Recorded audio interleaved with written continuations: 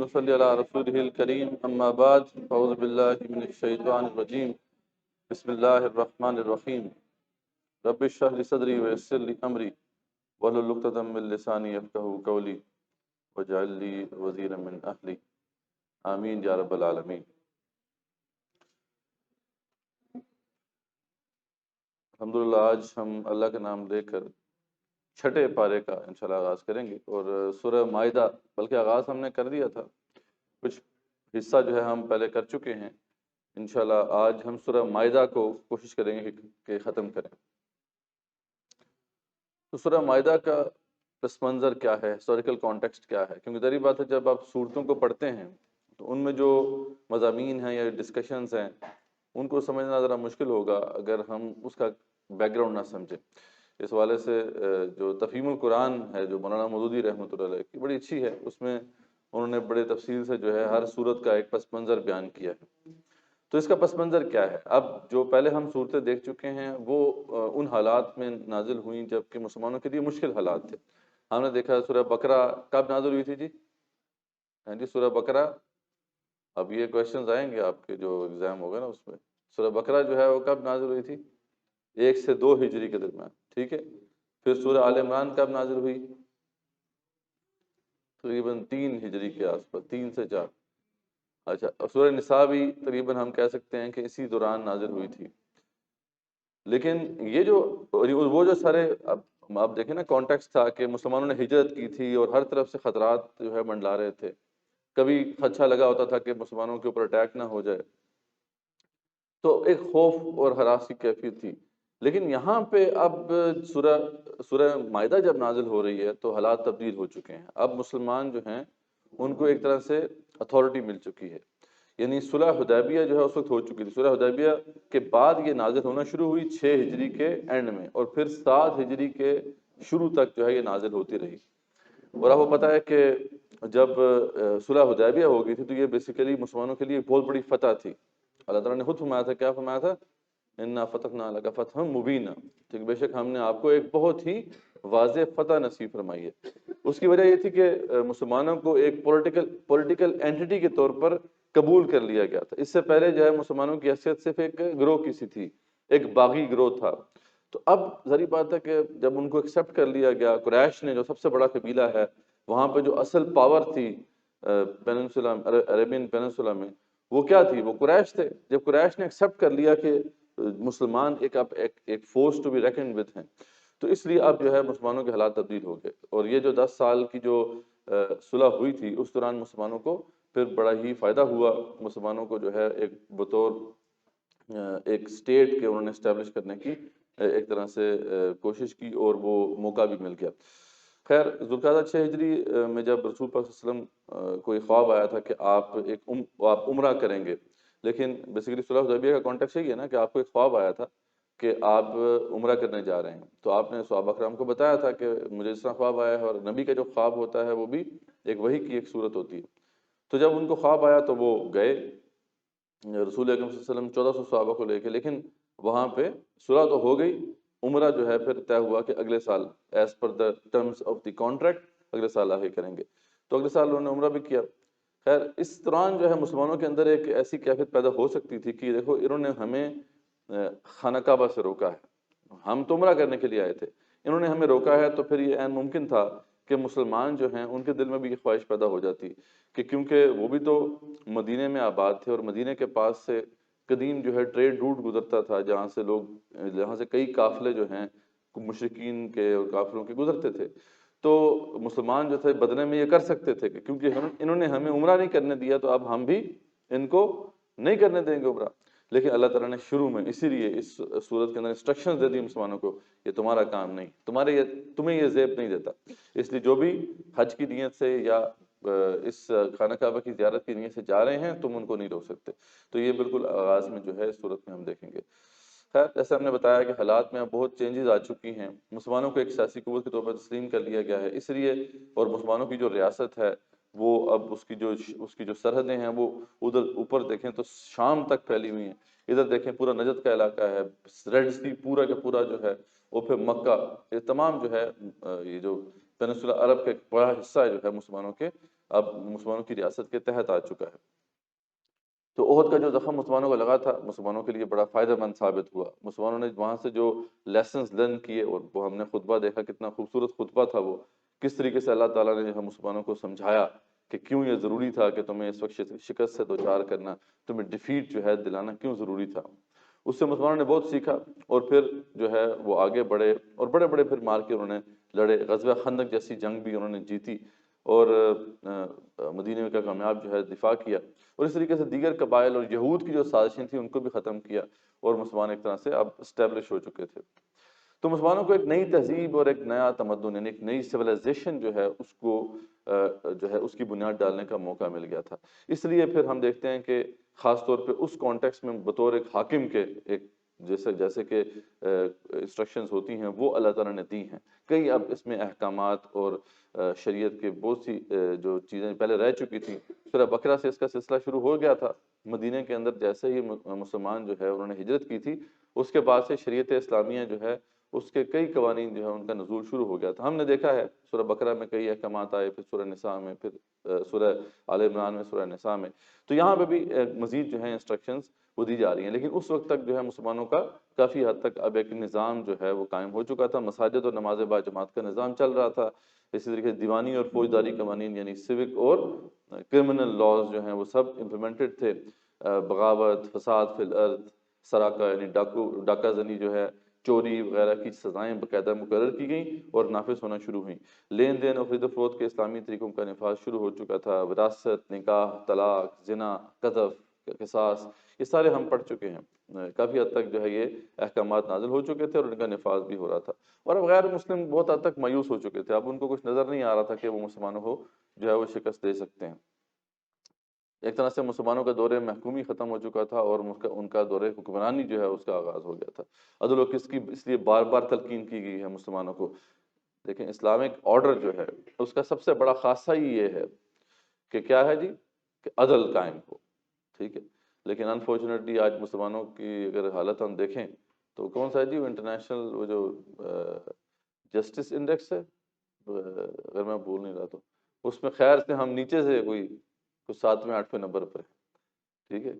پچھلے دنوں میں نے دیکھا تو کچھ ترقی ہو گئی تھی، 1-2 نمبر ہم مزید جو ہے ترقی کر گئے تھے۔ تو اب سب لوگوں نے ماشاءاللہ اب لاء پڑھنا ہے اور آگے جا کے جو ہے اس کا حصہ بننا ہے، تو آپ کے اندر یہ جذبہ ہونا چاہیے کہ اس کو آپ نے بہتر کرنا ہے، اس طریقے سے تو کام خراب ہے بڑا۔ تو حضرت اس کی بار بار جو ہے اس لیے تلقین کی ہے، اللہ کے احکامات کا نفاذ، اللہ فرماتے ہیں کہ اللہ کا عہد اس لحاظ سے جو تم سے ہے اسے پورا کرو، جیسا کہ بنی اسرائیل کے ساتھ عہد تھا انہوں نے پورا نہیں کیا، تو تم تو پورا کرو۔ اہل کتاب کے طریقے پہ چلنے سے بچنے کا کہا گیا ہے کہ ان کے طریقوں پہ نہ چلنا۔ یہودی اور عیسائیوں کو جو دعوت کا سلسلہ سورہ بقرہ سے شروع کیا گیا تھا یہاں بھی پرزور طریقے سے جاری ہے، بلکہ اب زیادہ ایک طرح سے نا آخری خطاب ان سے کیا جا رہا ہے، کیونکہ پہلے تو وہ پھر بھی ان کے پاس کچھ پاور تھی، کچھ اتھارٹی تھی، اب کیونکہ ان کا زور ٹوٹ چکا تھا، خاص طور پہ یہود کے تینوں قبائل جو تھے ان کا ایک طرح سے صفایا ہو گیا تھا۔ بنو قین کا تو پہلے سے نکال دیے گئے تھے، بنو نذیر کو بھی نکال دیا گیا، سورہ نساء کے کانٹیکس میں ہم نے دیکھا، اور بنو قریظہ کے ساتھ جو ہوا وہ تو غزوہ احزاب کے بعد بڑا سخت معاملہ ان کے ساتھ ہوا تھا کہ ان کے سارے جو لڑنے والے مرد تھے ان سب کو قتل کر دیا گیا تھا۔ تو یعنی ان کا تو ایک طرح سے زور ٹوٹ چکا تھا، تو اب عین ممکن تھا کہ کیونکہ سریا ذرا نکلا ہے گردن کا تو پھر یہ صحیح طریقے سے سنیں گے اور بات کو سمجھیں گے، اس لیے ان کو ایک پرزور خطاب کیا گیا، عیسائیوں سے بھی خطاب کیا گیا اور ان کی خرابیوں کو واضح کیا گیا ہے۔ تو یہ کانٹیکسٹ ہے جی۔ اب ہم دیکھتے ہیں کہ ان آیات میں کیا اللہ تعالیٰ بیان فرماتے ہیں۔ آیات 1 تا 7 جو ہیں اس میں مسلمانوں کو عہد کی پاسداری کی تلقین ہے، وہی جو ہم نے ذکر کیا، اور دیگر احکامات کا جو ہے نزول ہے۔ اللہ فرماتے ہیں عہدوں کو پورا کرو، کانٹریکٹس کو تم نے پورا کرنا ہے۔ مسلمان کا یہ معاملہ ہوتا ہے جب کانٹریکٹ کر لیتا ہے تو اس کو پورا کرتا ہے، یہ مسلمانوں کا ایک خاصہ ہے، یہ اسلامی تہذیب کا ایک بہت بڑا جیسے کہتے ہیں روشن باب ہے کہ ایک بندے نے بھی اگر کانٹریکٹ کر لیا تو پوری اسٹیٹ نے پھر اس کو آنر کیا، ٹھیک ہے۔ لیکن انفارچونیٹ آج معاملہ ہے، آج آپ کے سامنے ہمارا حال ہے۔ پھر حرام گوشت سے متعلق آخری اور تفصیلی احکامات دے دیے گئے، پہلے بھی یہ احکامات آ چکے تھے، بتا دیا گیا کہ خون، خنزیر، غیر اللہ کے نام پر قربان ہونے والا جانور، زخمی ہو کر مرنے والا جانور، یہ سب جو ہے یہ جائز نہیں ہے۔ ہاں اگر مرنے سے پہلے کوئی زخمی جانور جو ہے اسے ذبح کر لیں آپ تو جائز ہے۔ پھر ایک اور مسئلہ تھا مسلمانوں کے لیے کہ جو شکاری جانوروں کا جو شکار کیا ہوا گوشت ہے اس کا کیا کیا جائے، تو بتا دیا گیا کہ دیکھو سدھائے ہوئے جو شکاری جانور کا مارا ہوا جائز قرار دے دیا گیا۔ تو اب یہ بڑی آسانی کر دی گئی کہ جو ہے مسلمان جو ہے پہلے زمانے جاہلیت میں بھی یہ ہوتا تھا، لیکن یہ ان کو کنفیوژن رہتی تھی کہ آیا یہ حلال ہے یا نہیں۔ تو اب یہ ہے کہ اس کو اگر آپ بسم اللہ اللہ اکبر پڑھ کے اگر کسی بھی وہ باز ہے آپ کے پاس یا کوئی وہ کتا ہے یا اس طرح کی اور جو چیز اور شکاری جانور ہوتے ہیں ان کو آپ پڑھ کے بھیج دیں اور وہ اگر اس کو پکڑ لیتا ہے شکار کو تو وہ جو ہے جائز ہے، ایون دو کہ وہ مر گیا۔ ہاں لیکن یہ ہے کہ اس کو آپ نے یہ سکھایا وہ کہ اس کے اندر سے خود کچھ نہیں کھائے گا وہ، یعنی اگر خود اس نے اس میں سے کچھ کھا لیا تو پھر جائز ہے۔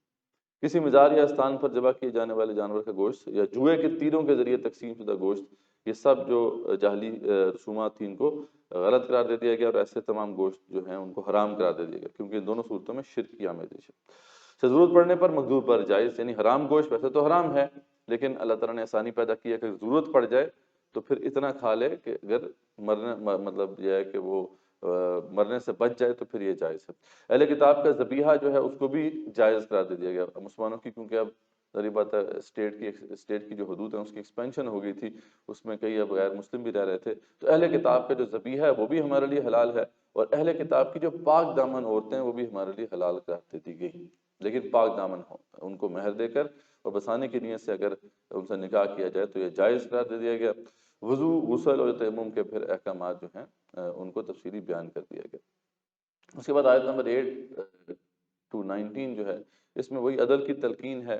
اس زمانے میں بنی اسرائیل کی دونوں شاخوں نے یہود و نصارہ کی روش کا ذکر کیا گیا ہے، کیسے جو ہے وہ جو ہے اللہ تعالیٰ کے عہد کو توڑا کرتے تھے، تو تم ایسا نہ کرو، اللہ کے لیے عدل پر کھڑے ہونے والے گواہ بن جاؤ، ٹھیک ہے جی۔ کسی قوم کی دشمنی عدل نہ کرنے پر جو ہے تمہیں نہ اکسا دے، ایسا نہ ہو کہ دشمنی کی وجہ سے تم عدل کو چھوڑ دو۔ مسلمان کبھی دشمن سے بھی جو ہے نا انصافی نہیں کرتا، اس لیے عدل کرو، یہ تقویٰ سے زیادہ قریب ہے۔ ایمان اور اعمال صالح کرنے والوں کے لیے مغفرت اور اجر عظیم ہے، کفر کرنے والے اور آیات کو جھٹلانے والے جہنم میں جائیں گے۔ واضح کر دیا گیا کہ دیکھو ایمان کے ساتھ عمل صالح ضروری ہے۔ یہ قرآن میں اتنی زیادہ تکرار ہے نا اس کی کہ اللہ فرماتے ہیں ایمان کے ساتھ اگر عمل صالح نہیں ہوگا تو جنت کوئی نہیں ملے گی۔ یہ لیکن ہمارے ہاں انفارچونیٹلی مسئلہ یہ ہے کہ پتہ نہیں کہاں سے یہ سوچ پیدا ہوئی ہوئی ہے کہ عمل ہم نے کچھ بھی نہیں کرنا تب بھی جنت ہے، ٹھیک ہے جی۔ وہ مشہور بھی ہے نا جی، کنفرم جنتی ہے وہ، مطلب جنتی کی جنت ہونے کی کنفرمیشن دی ہوئی ہے، مطلب یہ تو ہم تو بہت آگے نکل گئے یار۔ یہ اللہ تعالیٰ اللہ نے یہودیوں سے کیا کہا تھا، ان کا کیا نظریہ تھا، ویسے ہم سے بہتر تھے نا، ان کا کیا نظریہ تھا ہم نے پڑھا تھا، کون بتائے گا؟ پیچھے سے کوئی بتائے، پیچھے بیک بینچرز میں ہیں جی، کون بتائے؟ پیچھے آواز تو آج کلیئر آ رہی ہے نا؟ ٹھیک ہے الحمدللہ۔ تو یہودیوں کا کیا نظریہ تھا اس حوالے سے؟ وہ پیچھے کوئی بتائیں گے، آپ بتا دیں پیچھے جنہوں نے کور کیا ہوگا۔ یہودیوں کا کیا نظریہ تھا؟ بڑا سمپل سا نظریہ تھا، پڑھا تھا ہم نے، 2-3 دفعہ پڑھا۔ اب یہ دیکھیں نا، یہ کوشچنز آئیں گے آپ کو اس میں۔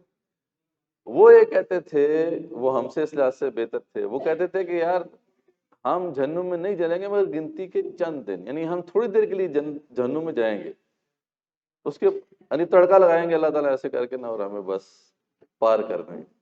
تو ہم سے تو بہت بہتر تھے، پھر بھی کہتے تھے کہ جہنم جانا ہے۔ ہم تو کہتے ہیں نہ نہ نہ نہ، جہنم تو ہم نے جانا ہے، کنفرم جنتی، کچھ بھی نہیں کرنا ہم نے، پھر بھی جنت پکی۔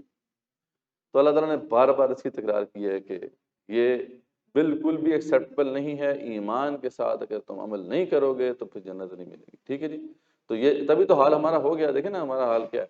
تو آج اس لیے ہے کہ جب ہمیں ٹینشن ہی کوئی نہیں عمل کرنے کی تو پھر کیوں کرنا ہے عمل، ٹھیک ہے جی۔ تو اللہ فرماتا ہے یاد کرو اللہ کی اس نعمت کو جب اس نے کئی مقامات پر تمہیں دشمنوں سے بچایا، تو اس لیے اس بات کو یاد رکھنا کہ ہم تمہیں کتنی دفعہ جو ہے بچا چکے ہیں۔ اب اس میں بہت سے واقعات ہیں، خود رسول اکرم صلی اللہ علیہ وسلم کی ذات کی حد تک بھی بہت سے مقامات پہ آپ نے اللہ تعالیٰ نے آپ صلی اللہ علیہ وسلم کو بچایا۔ جیسے کہ ایک بڑا مشہور واقعہ ہے، ایک دفعہ آپ صلی اللہ علیہ وسلم جو ہے ایک قافلے میں آ رہے تھے، پڑاؤ ڈالا آپ نے، وہاں پہ آپ نے جو ہے اپنا احتیاط سامنے رکھا، ابھی بیٹھنے لگے تھے کہ سامنے سے ایک بدو آ گیا، اس نے تلوار آپ صلی اللہ علیہ وسلم کے اوپر جو ہے وہ کھڑی کر لی اور کہا کہ اب آپ کو مجھ سے کون بچائے گا؟ تو آپ صلی اللہ علیہ وسلم نے فرمایا بڑے تحمل سے کہ اللہ، میرا اللہ مجھے بچائے گا۔ اس نے پھر یہ سوال کیا، آپ صلی اللہ علیہ وسلم نے پھر یہ جواب دیا، تیسری دفعہ بھی آپ نے جب یہ جواب دیا تو اللہ کی طرف سے ایسا کرنا ہوا کہ اس کے ہاتھ سے تلوار گر گئی۔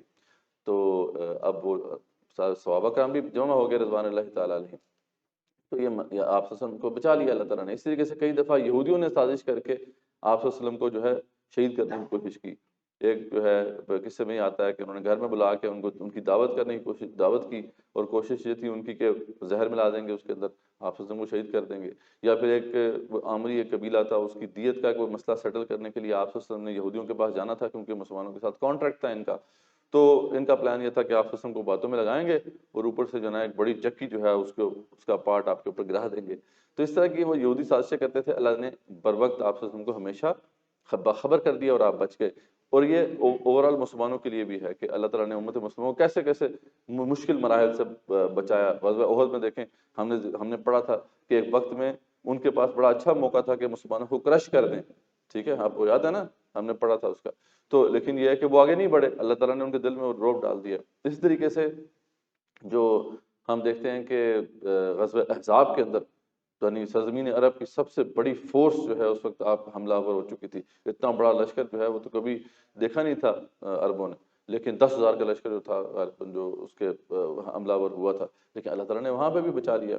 تو یہ ساری اللہ تعالیٰ یاد کروانے کہ یاد کرو اللہ کی اس نعمت کو کہ اللہ نے تمہیں مختلف مقامات پہ بچایا۔ اور یقیناً اللہ تعالیٰ نے بنی اسرائیل سے عہد دیا تھا اور ان میں 12 سردار مقرر کیے تھے۔ اب اللہ یاد کرا رہے ہیں، دیکھو بنی اسرائیل کے ساتھ ہم نے کیا کیا کیا اور انہوں نے عہد توڑ دیا، پھر ان کے ساتھ کیا ہوا، تمہارے ساتھ بھی پھر ایسا ہی ہوگا۔ تو ان کے 12 سردار پہ جو ہے مقرر کیے گئے تھے۔ اب یہ 40 سال کی جو سیر نوردی کا زمانہ ہے نا، اس کے بعد ہم دیکھتے ہیں کہ 12 سردار ان کے مقرر کیے گئے۔ اچھا، 12 کا نمبر بڑا انٹرسٹنگ ہے۔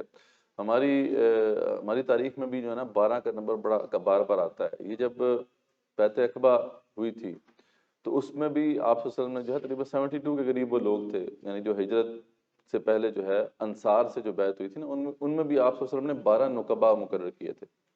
پھر ایک وہ بڑی مشہور حدیث بھی ہے، جابر بن سمرہ تو سے مروی ہے غالباً، جس میں وہ فرماتے ہیں کہ میری امت کے اندر 12 خلفاء ہوں گے، ٹھیک ہے، خلفاء راشدین جسے کہتے ہیں۔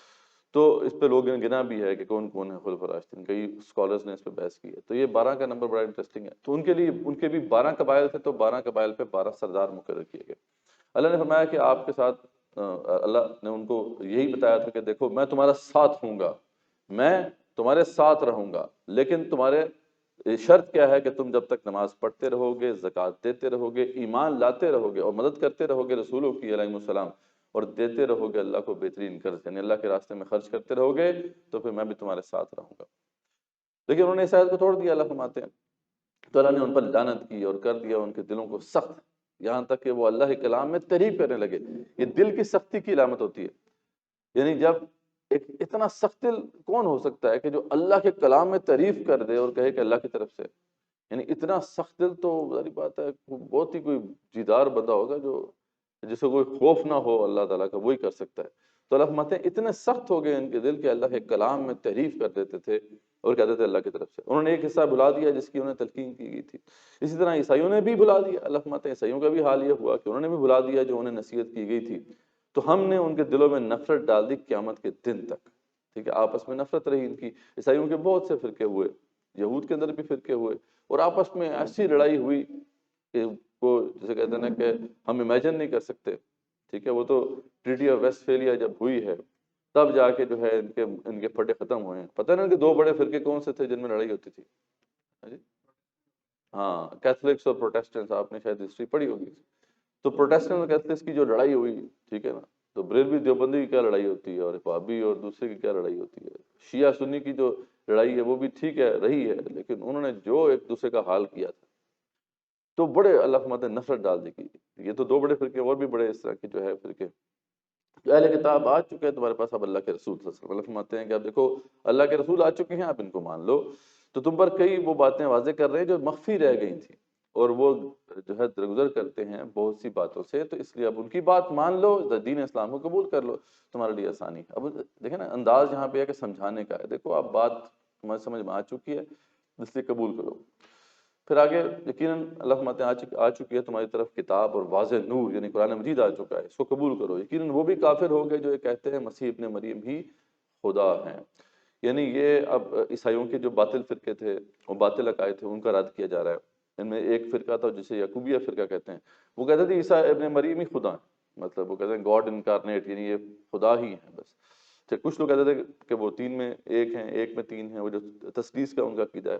یہود و نصارہ کہتے ہیں کہ ہم اللہ کے بیٹے اور چہیتے ہیں، اور اس آیت کو ہم اینڈ میں بھی دیکھیں گے کہ یہ دیکھیں یہ بات وہی بات جو ہمارا حال ہے نا، ہم تو اللہ کے بڑے اسپیشل لوگ ہیں نا، چوزن پیپل ہیں، اس لیے جنت کنفرم جنتی ہے، ٹھیک ہے جی۔ تو وہ بھی یہ کہتے تھے کہ جی ہم بھی بڑے جناب اللہ کے بیٹے اور چہیتے ہیں۔ تو اللہ تعالیٰ نے اس کا جواب دیا، اچھا تو پھر تمہیں چھتر کیوں پڑتے ہیں اتنے زیادہ؟ ٹھیک ہے، عذاب کیوں آتا ہے تمہارے اوپر اتنا؟ کیوں میں نے اتنا عذاب تم پہ نازل کیا ہے؟ تو پوچھو کیوں عذاب دیتا ہے تمہیں تمہارے گناہوں پر؟ تم بشر ہو، سن لو کان کھول کے، جیسے باقی بشر ہیں تم بھی ایک بشر ہو، یہ اللہ کا جو ہے ڈسیزن ہے، جس کو چاہے عذاب ہے، جس کو چاہے بخشے۔ تم ہوتے کون ہو یہ ڈکٹیٹ کرنے والے؟ پھر اہل کتاب آ چکا ہے تمہارے پاس رسول ایک وقفے کے بعد، یہ زمانہ فترت کہلاتا ہے، یہ بڑا عجیب دور ہے۔ عیسیٰ علیہ السلام کے بعد رسول اکرم صلی اللہ علیہ وسلم کے آنے تک کا یہ زمانہ 600 سال کا یہ تاریک ترین دور ہے نو انسانی کی تاریخ میں۔ اگر ہم دیکھیں آدم علیہ السلام سے لے کر رسول اکرم صلی اللہ علیہ وسلم تک کبھی ایسا نہیں ہوا کہ اس دنیا میں اللہ کی طرف سے کوئی پیغمبر موجود نہ ہو، ٹھیک ہے۔ لیکن یہاں پہ ہم دیکھتے ہیں عیسیٰ علیہ السلام کے بعد رسول اکرم صلی اللہ علیہ وسلم تک جو ہے یہ 600 سال ایسے تھے جس میں اس نو انسانی کے اندر کوئی پیغمبر کوئی رسول موجود نہیں تھا، اور یہ جو اہل حق جو تھے یا حق کے متلاشی جو تھے ان کے لیے بڑا پینفل دور تھا۔ اب دیکھیں نا، پتہ ہی نہیں ہے عیسائیت جو ہے وہ بھی اپنی اصلی شکل میں نہیں تھی، یہودیت اپنی اصل شکل میں نہیں تھی، دین حق تو سمجھ نہیں آ رہا تھا کہ کدھر ہے، اس لیے لوگ جو ہے بڑی پھر کوسٹ کیا کرتے تھے اس زمانے میں۔ سلمان فارسی بھی رضی اللہ عنہ جو اسی زمانے کی شخصیت ہے، کہاں سے چلے دیکھیں، فارس سے چلے، اور کہیں کبھی کدھر جا رہے ہیں، کبھی کدھر جا رہے ہیں، کبھی کسی پادری کے پاس، کبھی کسی پنڈت کے پاس، وہاں سے ہوتے ہوتے جو ہے کسی پادری نے بتایا تھا کہ جی ہماری پیشن گوئیاں ہیں کہ یہ حجاز کا جو علاقہ ہے نا یہاں پہ وہ آئیں گے آخری رسول، تو یہاں پہ آ کے آباد ہوئے۔ پھر رسول اکرم صلی اللہ علیہ وسلم جب سامنے آئے تو ان کے اوپر انہیں ایمان لے کر آئے۔ تو اس طریقے سے پھر وہ لوگ تھے جو کہ دن کے دل میں یہ جذبہ تھا، جیسے حضرت سعید ابن زید جو ہیں عشرہ مبشرہ میں بہت بڑے صحابی ہیں رضی اللہ عنہ، ان کے والد جو تھے زید بن غالباً نوفل ان کا نام بھی اسی طرح تھا، زید بن نوفل۔ تو ان کا معاملہ تھا کہ وہ زمانے جاہلیت میں بھی جب یہاں پہ شرک عام تھا وہ توحید پر کھڑے ہوتے تھے، دین حنیف پر تھے، لوگوں کو توحید کا درس دیا کرتے تھے، اور زمانے جاہلیت میں انہوں نے کبھی شراب نہیں پی، کبھی زنا نہیں کیا، ایسے لوگ تھے۔ اب ان کے بارے میں آتا ہے کہ وہ کعبے کا لحاف جو ہے نا پکڑ کے روتے تھے، یا اللہ مجھے بتا، میں تیری بندگی کرنا چاہتا ہوں، کیسے کروں مجھے نہیں پتا چل رہا۔ یعنی اس طریقے سے جو ہے تڑپتی تھی انسانیت۔ لیکن اللہ تعالیٰ کا فیصلہ یہ تھا کہ سابقہ تمام شریعتیں تاریخ کے مدفن میں دفن ہو جائیں، اور پھر ایک آخری سورج جو ہے پھر طلوع ہو، نور آفتاب جو ہے سامنے آئے۔ تو بہرحال وہی ہوا، رسول اکرم صلی اللہ علیہ وسلم کا جو ہے وہ سورج طلوع ہوا، اور پھر جو ہے پوری نو انسانی کے لیے بس ایک ہی دین رہ گیا، دین اسلام۔ تو یہ اس کی پھر حکمت تھی۔ تو یہ اللہ فرماتے ہیں کہ دیکھو زمانہ فترت کے بعد اب تمہارے اندر وہ رسول آ چکے ہیں جن کی پیشن گوئی تمہارے اندر تمہاری کتابوں میں موجود تھیں، اب ان کو قبول کرو۔ اس کے بعد آیت نمبر 20 سے لے کے 37 تک پھر یہ بہت دوبارہ وہی ٹاپک جو پہلے سورہ بقرہ سے شروع ہوا ہے، جہاد و قتال فی سبیل اللہ، جو کہ بہت ہی امپورٹنٹ، یعنی جزو لا ینفع، اسلام کے ساتھ اگر جہاد نہیں لگائیں گے تو اسلام بالکل ہے ہی نہیں۔ اسلام جو ہے نا فارغ لوگوں کا دین نہیں ہے، ٹھیک ہے، مضبوط لوگوں کا دین ہے، اور اسلام آیا ہی اس دنیا میں غالب ہونے کے لیے ہے، یہ مغلوب ہونے کے لیے آیا ہی نہیں۔ وہ تو آج ہمارا حال یہ ہے، ورنہ یہ ہے کہ اسلام ہمیشہ غالب ہی رہا۔ دوبارہ وہی واقعہ جو ہے دوبارہ یاد کروایا جا رہا ہے مسلمانوں کو، حالانکہ اب تو حالات کافی تبدیل ہو چکے ہیں، مسلمانوں کو حکومت مل چکی ہے، مسلمان ایک بڑی پاورفل قوت بن چکے ہیں عربین پینسولا میں، لیکن یاد کروایا جا رہا ہے کہ دیکھو جہاد سے پیچھے نہ ہٹنا کبھی۔ تو یہ واقعہ بڑا بہت ہی اہم واقعہ ہے بنی اسرائیل کی تاریخ کا، جس کو بڑی خوبصورتی سے بیان کیا گیا ہے، بڑی شان ہے اس کی، اس کو بھی انشاءاللہ اینڈ میں ہم دیکھیں گے۔ تو یہ جو ان کی جو بائبل ہے اس کے اندر جو مختلف ان کی کتابیں ہیں، گنتی نمبرز ہے، پھر استثناء یعنی ڈیٹرونمی ہے، اور جوشوا ہے، اس کے اندر بھی یہ واقعہ اس طرح موجود ہے۔ تو ہوا اس طرح سے تھا کہ جب یہ دشت فاران سے، جب یہ جو سیرا سینا کے اندر وہ سیرا نوردی کر رہے تھے یہ لوگ، وہاں سے جب یہ جو ہے معاملہ، ابھی تو جہاد کا حکم ابھی سمجھ لیں کہ سیر نوردی تو نہیں، ابھی تو موسیٰ علیہ السلام جو ہے نا وہ ان کو لے کر فرعون سے نجات دلا کر اللہ کے حکم سے سیرا سینا کی طرف آئے تھے، ٹھیک ہے۔ یہاں پر ابھی انہوں نے پڑاؤ ڈالا تھا طور پہاڑ کے پاس، یہاں پہ وہ سارے واقعات ابھی ہو چکے تھے، ان کو ان کو تورات مل چکی تھی اور تورات کے احکامات بھی مل چکے تھے۔ تو یہاں پہ اب اس میں ایک حکم یہ بھی تھا کہ اب تمہیں جہاد کرنا ہے، یعنی ارض فلسطین جو ہے وہ تمہارے لیے لکھ دی گئی ہے، تم جاؤ لڑائی کرو وہاں پہ، لیکن ہم پہلے سے بتا دیتے ہیں، اللہ نے پہلے سے بتا دی، گارنٹی ہے، یہ اللہ کی گارنٹی ہے کہ تم بس وہاں جاؤ لڑائی کرنے کے لیے، لڑائی کرو جا کے، اور تمہیں فتح مل جائے گی، اور تمہارے لیے وہ جو ہے زمین لکھ دی گئی ہے، تمہارے مقدر میں ہے۔ اب ظاہری بات ہے اس کے لیے پھر پلاننگ کرنی تھی، لکھ تو دی گئی ہے، لیکن ہمیں مطلب عالم واقعہ کے اندر، عالم اسباب کے اندر تو آپ کو پلاننگ کرنی ہے۔ تو موسیٰ علیہ السلام نے پھر جو ہے 12 جو سرداروں پر مشتمل ایک جو ہے ایک ٹیم بنائی، اور اس کو بھیجا کہ ذرا جا کے ریکی کر کے آئیں، دیکھیں کیا حالات ہیں وہاں پر۔ اچھا وہ جناب جب وہ گئے ہیں وہاں پہ اور واپس آئے ہیں تو وہ رپورٹ انہوں نے دی، جو ایسی زبردست قسم کی رپورٹ دی، انہوں نے تو کہا کہ جی بالکل جیسا بتایا جا رہا ہے کہ اتنا خوبصورت علاقہ ہے، اس میں تو جناب سبز علاقہ ہے اور پانی کی نہریں چل رہی ہیں، بہت خوبصورت علاقہ ہے، اس میں کوئی شک نہیں، لیکن وہاں تو ہم نے اتنے بڑے بڑے بنی عناق کو دیکھا ہے، وہ قوم جبارین کو دیکھا۔ وہ یہ تو موسیٰ جو ہیں یہ ان کا پلان یہ ہے کہ ہمیں ان سے مروانا چاہتے ہیں۔ انہوں نے کہا سب کو جناب یہ بات پھیلا دی، قوم کے اندر بغاوت پیدا ہوگی، قوم آپ علیہ السلام کے خلاف کھڑی ہوگی کہ موسیٰ یہ آپ نے کیا کیا، اس سے بہتر تھا تو مصر میں ہی چھوڑ دیتے، ادھر مطلب چلو ہم پس تو نہیں رہے تھے نا، غلام ہی تھے، یہاں تو آپ ان جباروں کی قوم سے ہمیں مروانا چاہتے ہیں، ٹھیک ہے، اور ہم تو ان کے سامنے ٹیڑھے لگ رہے تھے۔ انہوں نے کہا جی ہم تو ان کے سامنے جب ہم نے ناپا تو ہم تو ٹیڑھے لگ رہے تھے، اتنے بڑے بڑے تھے وہ تو یہ آپ نے کیا کیا؟ لو جی انہوں نے ایسی کوئی جناب رپورٹ دی آگے، وہ 6 لاکھ کے قریب یہودی تھے نا، سب کا جو ہے نا وہ پتاشا بیٹھ گیا۔ تو اب جناب وہ ہوا کیا کہ اب 2 لوگ تھے خالی، اب دیکھیں 6 لاکھ کے قریب، یہ 5 سے 6 لاکھ کے قریب یہ یہودی ہیں، اور کتنا بڑا احسان ہوا اللہ تعالیٰ کا ان کے اوپر، یعنی وہ اتنا جابر حاکم تھا ان کے اوپر، وہ ان کے بچوں کو ذبح کرتا تھا، ان کی عورتوں کو جو ہے وہ غلام بناتا تھا، اس سے نجات دلائی اللہ تعالیٰ نے، لیکن ان کو کوئی پرواہ نہیں، اور اس طریقے سے آپ جناب کھڑے ہو کے احتجاج کر رہے ہیں۔ تو صرف 2 بندے کھڑے ہوئے، دیکھیں اہل حق جو ہوتے ہیں کتنے کم ہوتے ہیں، تو 2 بندے کھڑے ہوئے، یوشع بن نون اور حضرت کالب بن یقنہ، یہ 2 لوگ کھڑے ہوئے اللہ کے نیک بندے، انہوں نے قوم کو بڑا سمجھایا کہ خدا کے بندو کیا کر رہے ہو تم، دیکھو تو صحیح کہ اللہ تعالیٰ تمہارے لیے کہہ رہا ہے کہ لکھ دی گئی ہے زمین، داخل ہو جاؤ تم غالب ہو جاؤ گے، لیکن انہوں نے ایک نہیں مانی اور صاف کہہ دیا کہ جی کہ وہ کہتے ہیں نا کہ کالو، یہ وہ کہتے ہیں کالو یا موسیٰ انا لن ندخلها ابدا، اے موسیٰ ہم پکا فیصلہ آپ کو سنا دیتے ہیں، ہم تو کبھی بھی نہیں وہاں داخل ہوں گے، ٹھیک ہے جی، ما داموا فیہا، جب تک کہ وہ وہاں پہ ہیں، فذهب انت وربک فقاتلا، آپ اور آپ کا رب جائیں لڑائی شہید کر لیں، انا ہاہنا قاعدون، ہم تو یہاں بیٹھے ہیں، یعنی آپ لڑائی شہید کر لیں، جب وہ صفایا ہو جائے گا ان کا تو پھر ہم وہاں چلے جائیں گے۔ اچھا آج ہمارا بھی حال ویسے ہی ہے، وہ ہم عربوں میں نا بڑی مشہور وہ دعا تھی، وہ کہتے تھے کہ اللہ تعالیٰ ہمیں جو ہے نا ارض مقدس جو ہے نا وہ مسجد اقصی میں نماز نصیب فرما اس کی آزادی کے بعد، ٹھیک ہے، اللہ مرزقنا کیا کہ صلاۃ المغرب اس طرح کہتے تھے کہ فی بیت المقدس بعد التحریر، اس کی جو ہے نا فریڈم کے بعد، یعنی ہم نے کچھ نہیں کرنا، اللہ تو تباہ کر دے، کافروں کی توپوں میں کیڑے ڈال دے، بس کچھ کر دے تو وہی معاملہ ہمارا بھی ہے کہ ہم کہتے ہیں کہ ہم نے ٹس سے مس نہیں ہونا، ہم تو یہاں بیٹھے ہیں، وہاں پہ بھی ان لوگوں نے یہ کہا کہ بس ہم یہاں پہ بیٹھے ہیں، آپ جو کرنا کریں، ٹھیک ہے جی۔ تو پھر اللہ تعالیٰ کی طرف سے فیصلہ ہوا کہ 40 سال اب یہ خوار ہوں گے، اور اس دوران جتنے بھی ان کے جو بڑے لوگ تھے، یعنی 20 سال سے اوپر کے جو سارے مرد تھے وہ سارے مارے گئے، اور پھر جو نوجوان نسل ایک پیدا ہوئی جن کے اندر جذبہ تھا جہاد کرنے کا، اور جب انہوں نے فیصلہ کیا تو پھر اس سے نکلے ہیں، اس سزا سے نکلے، ورنہ نہیں نکلنے والے تھے۔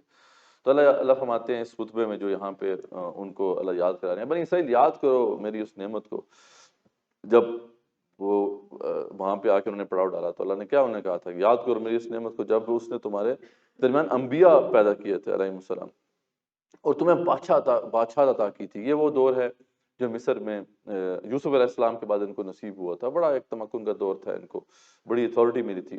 تو میری قوم ارض مقدس میں داخل ہو جاؤ، یہ تمہارے لیے لکھ دی گئی ہے، ٹھیک ہے۔ انہوں نے کہا کہ وہاں تو جباروں کی قوم ہے، قابض ہے، ہم وہاں کبھی بھی نہیں جائیں گے اب تک کہ وہ وہاں پر ہیں، دو لوگوں نے قوم کو سمجھایا لیکن انہوں نے صاف جواب دے دیا کہ اے موسیٰ آپ اور آپ کا رب جائیں اور لڑائی کریں، ہم تو یہیں پہ بیٹھے ہیں۔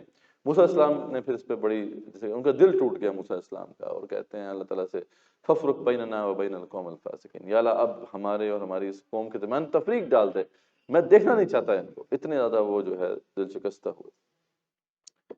اچھا، بنی اسرائیل کو جہاں پہ قتال کا حکم دیا جاتا تھا وہاں تو قتال نہیں کرتے تھے، بالکل ہماری طرح بھائی ہمارے پکے ہیں، ٹھیک ہے۔ جہاں پہ کہا گیا کہ دشمنوں سے لڑائی کرو وہاں تو لڑائی کرنی نہیں ہے۔ اچھا، آپس میں لڑائی نہیں کر رہے ہیں، کہا کہ آپس میں خوب لڑائی کرنی ہے، ٹھیک ہے، آپس میں جناب خوب ایک دوسرے کی گردنیں اڑانی ہے۔ ہم نے بھی یہ کیا، ہماری تاریخ میں بھی یہ بڑے واضح طور پہ آپ کو نظر آتا ہے، ایک دوسرے کے خلاف لڑائیاں بہت خوب کی ہیں ہم نے، لیکن دشمن کے خلاف لڑائی جو ہے جب کرنا ہوتا تھا، پہلے ظاہری بات ہے ہمارے اسلاف وہ تو تھے کہ چلو لڑتے تھے، ادھر بھی لڑتے تھے ادھر بھی لڑتے تھے نا، مطلب مسئلہ ہے کہ اب تو ہم نے ادھر لڑنا ہی چھوڑ دیا۔ تو ان کا بھی یہ معاملہ تھا کہ جہاں پہ ان کو منع کیا گیا تھا وہاں لڑائی کرتے تھے۔ اس لیے ایک واقعہ بیان کیا گیا کہ دیکھو یہ جو ہے اللہ تعالیٰ نے اسی وقت لکھ دیا تھا کہ کسی بھی شخص کو جان بوجھ کے کوئی قتل کرے گا تو پھر وہ ایک انسان کو قتل نہیں کرے گا، بلکہ اس نے ایسے ہی کہ پوری انسانیت کو قتل کر دیا۔ حابیل و قابیل کا واقعہ بیان کیا جا رہا ہے، یہ ان کی تاریخ میں بھی اسی طریقے سے بیان کیا گیا تھا، ہمیں بھی بیان کیا جا رہا ہے۔ یہ بصیل قصہ یہ تھا کہ جناب پہلے یہ اولین بچے تھے آدم علیہ السلام کے، اور اس وقت یہ ہوتا تھا کیونکہ نسل انسانی کا آغاز تھا تو ایک لڑکا اور لڑکی جڑواں پیدا ہوتے تھے، اور وہ جڑواں جو پیدا ہوتے تھے وہ بہن بھائی کہلاتے تھے۔ ظاہری بات ان کی آپس میں شادی نہیں ہو سکتی تھی، دوبارہ جب ایک بہن بھائی پیدا ہوتے تھے تو پھر اس طریقے سے کراس ان کی میرجز ہوتی تھی۔ تو یہاں پہ مسئلہ یہ تھا کہ جہاں پہ جو حابیل کی جو جس سے حابیل کا جس سے نکاح ہونا تھا وہ خوبصورت تھی، اور قابیل سے جس کا نکاح ہونا تھا وہ اتنی خوبصورت نہیں تھی، یعنی اس طرح کا قصہ ہمارے مفسرین نے بیان کیا ہے۔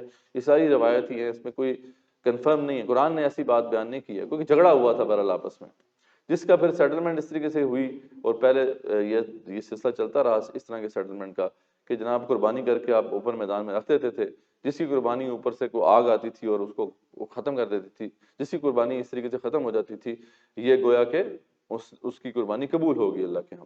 تو اب حابیل نے بھی قربانی پیش کی اور قابیل نے بھی قربانی پیش کی۔ حابیل کی قربانی جو ہے اسے اللہ تعالیٰ کی آگ آ کے اس طرح کھا جاتی ہے، اور اس طرح یہ بات واضح ہو جاتی ہے کہ حابیل ہی برحق ہے۔ اب قابیل کی کیونکہ بات نہیں مانی جاتی تو اس جیلسی میں آ کے پھر وہ کہتا ہے کہ میں حابیل کو قتل کروں گا۔ حابیل نے اس وقت جو ہے یہ کہا کہ ٹھیک ہے تم مجھے قتل کرنے کی کوشش کرے گا تو میں تیرے پہ ہاتھ نہیں اٹھاؤں گا، کیونکہ یہ مسئلہ حق و باطل کا تو نہیں ہے نا، اب یہ حق و باطل کا مار کا ہو تو پھر تو آپ کو کھڑا ہونا ہے، لیکن یہ ہے کہ مسئلہ اگر دوسری قسم کی دوسری نوعیت کا ہے تو ٹھیک ہے۔ حابیل نے کہا کہ میں تم سے لڑائی نہیں کروں گا، میں چاہتا ہوں کہ تو مجھے قتل کر اور میرے بھی گناہ اپنے سر لے کے تو مطلب جا جہنم میں جا۔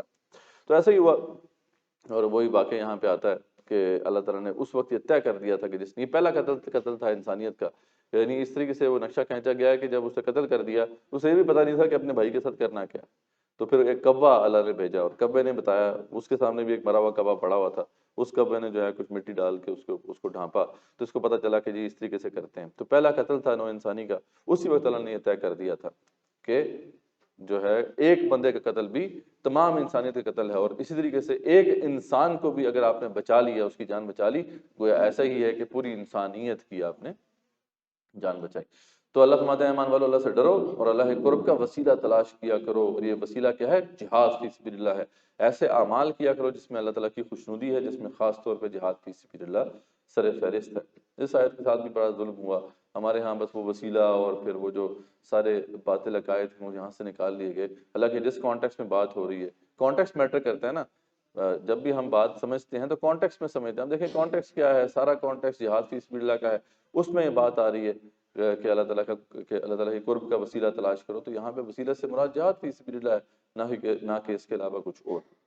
اس کے بعد آیت نمبر 38 سے لے کے 56 تک کا مقام ہے، اس میں مختلف قسم کی مختلف حدود جو ہیں ان کا ذکر ہے، چوری کی حد جو ہے اس کا نزول ہو چکا تھا، پھر دیگر احکامات بالخصوص جہاد فی سبیل اللہ کا ذکر ہے، اللہ کے احکامات کے نفاذ کی تاکید ہے، نئے سمن میں بھی بنی اسرائیل کو دی گئی ہدایات کا خلاصہ پیش کیا گیا۔ تو فرما دیا گیا چور مرد اور چور عورت ہے اس کے ہاتھ کاٹ دو۔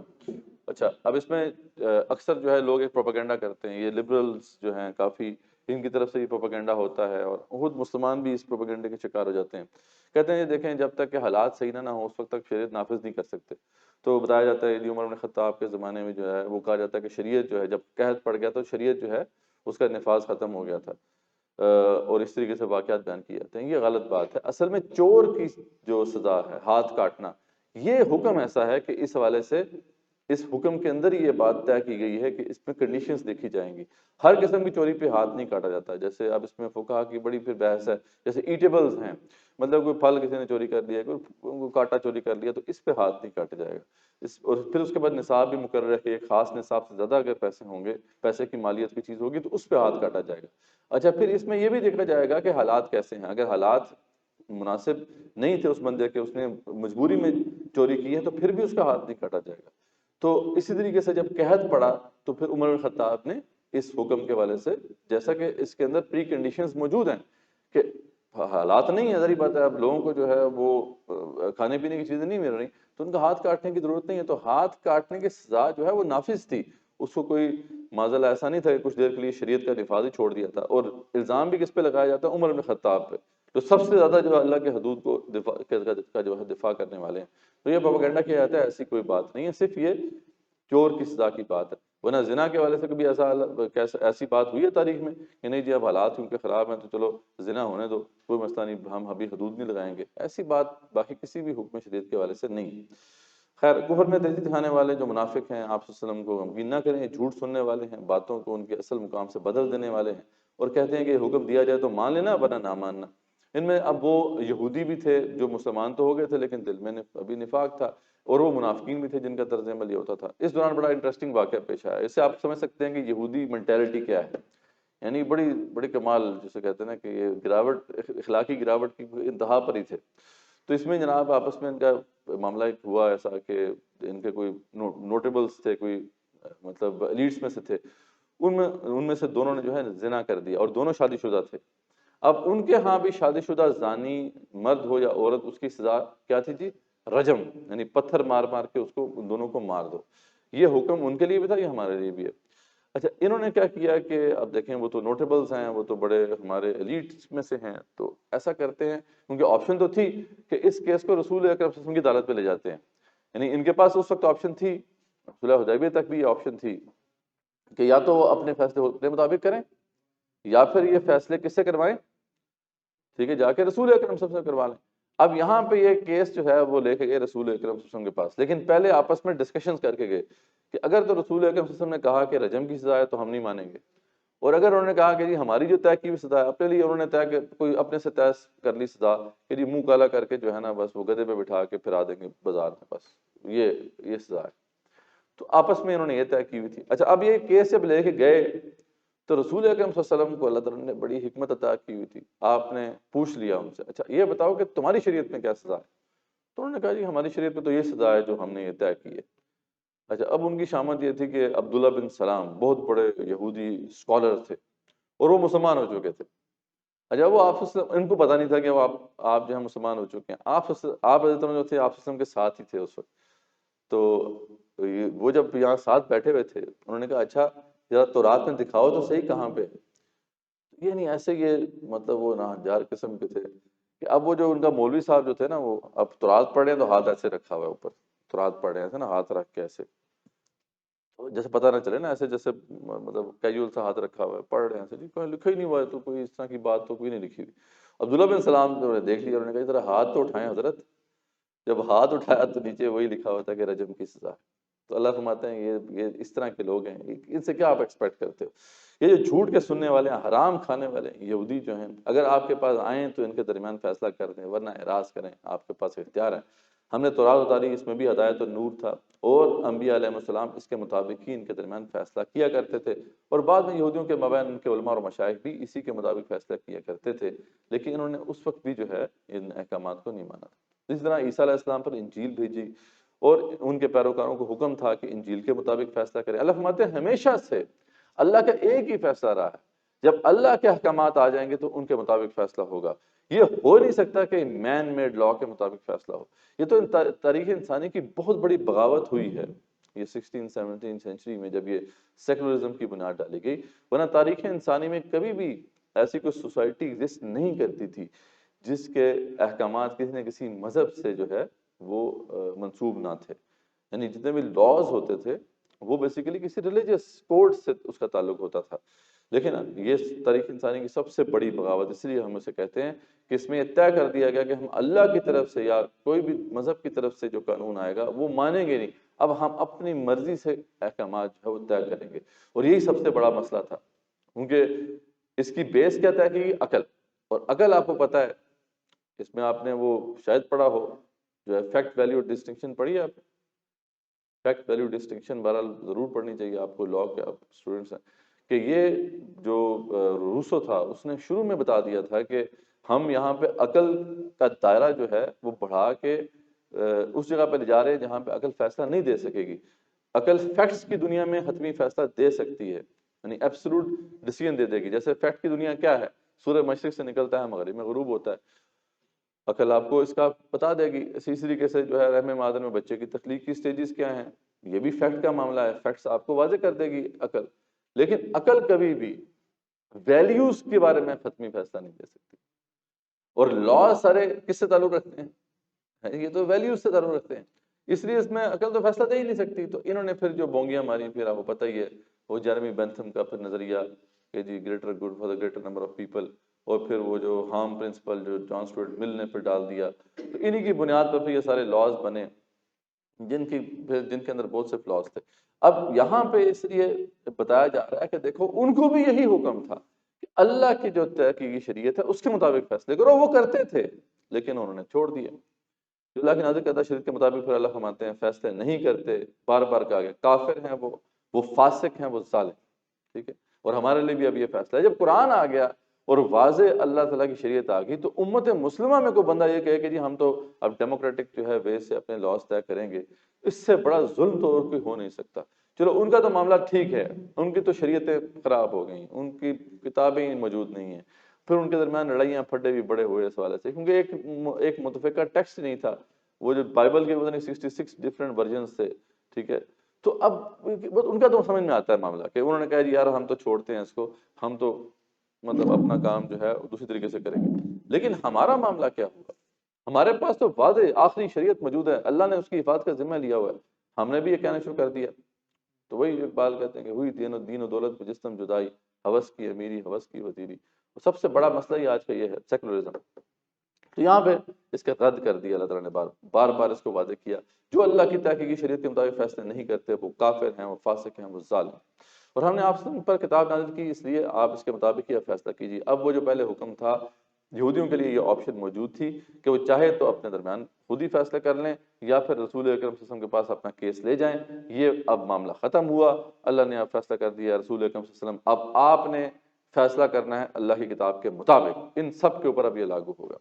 ان کے درمیان ان کی خواہشات کی پیروی نہ کیجیے۔ اب ہم نے ہر امت کے لیے ایک شریعت اور ایک منہاج مقرر کیا، اور ہم نے آپ کے لیے یہ شریعت طے کر دی ہے، ورنہ اللہ تعالیٰ چاہتا تو ایک ہی راستے پر سب آ جاتے، تو یہ اللہ کا فیصلہ ہے۔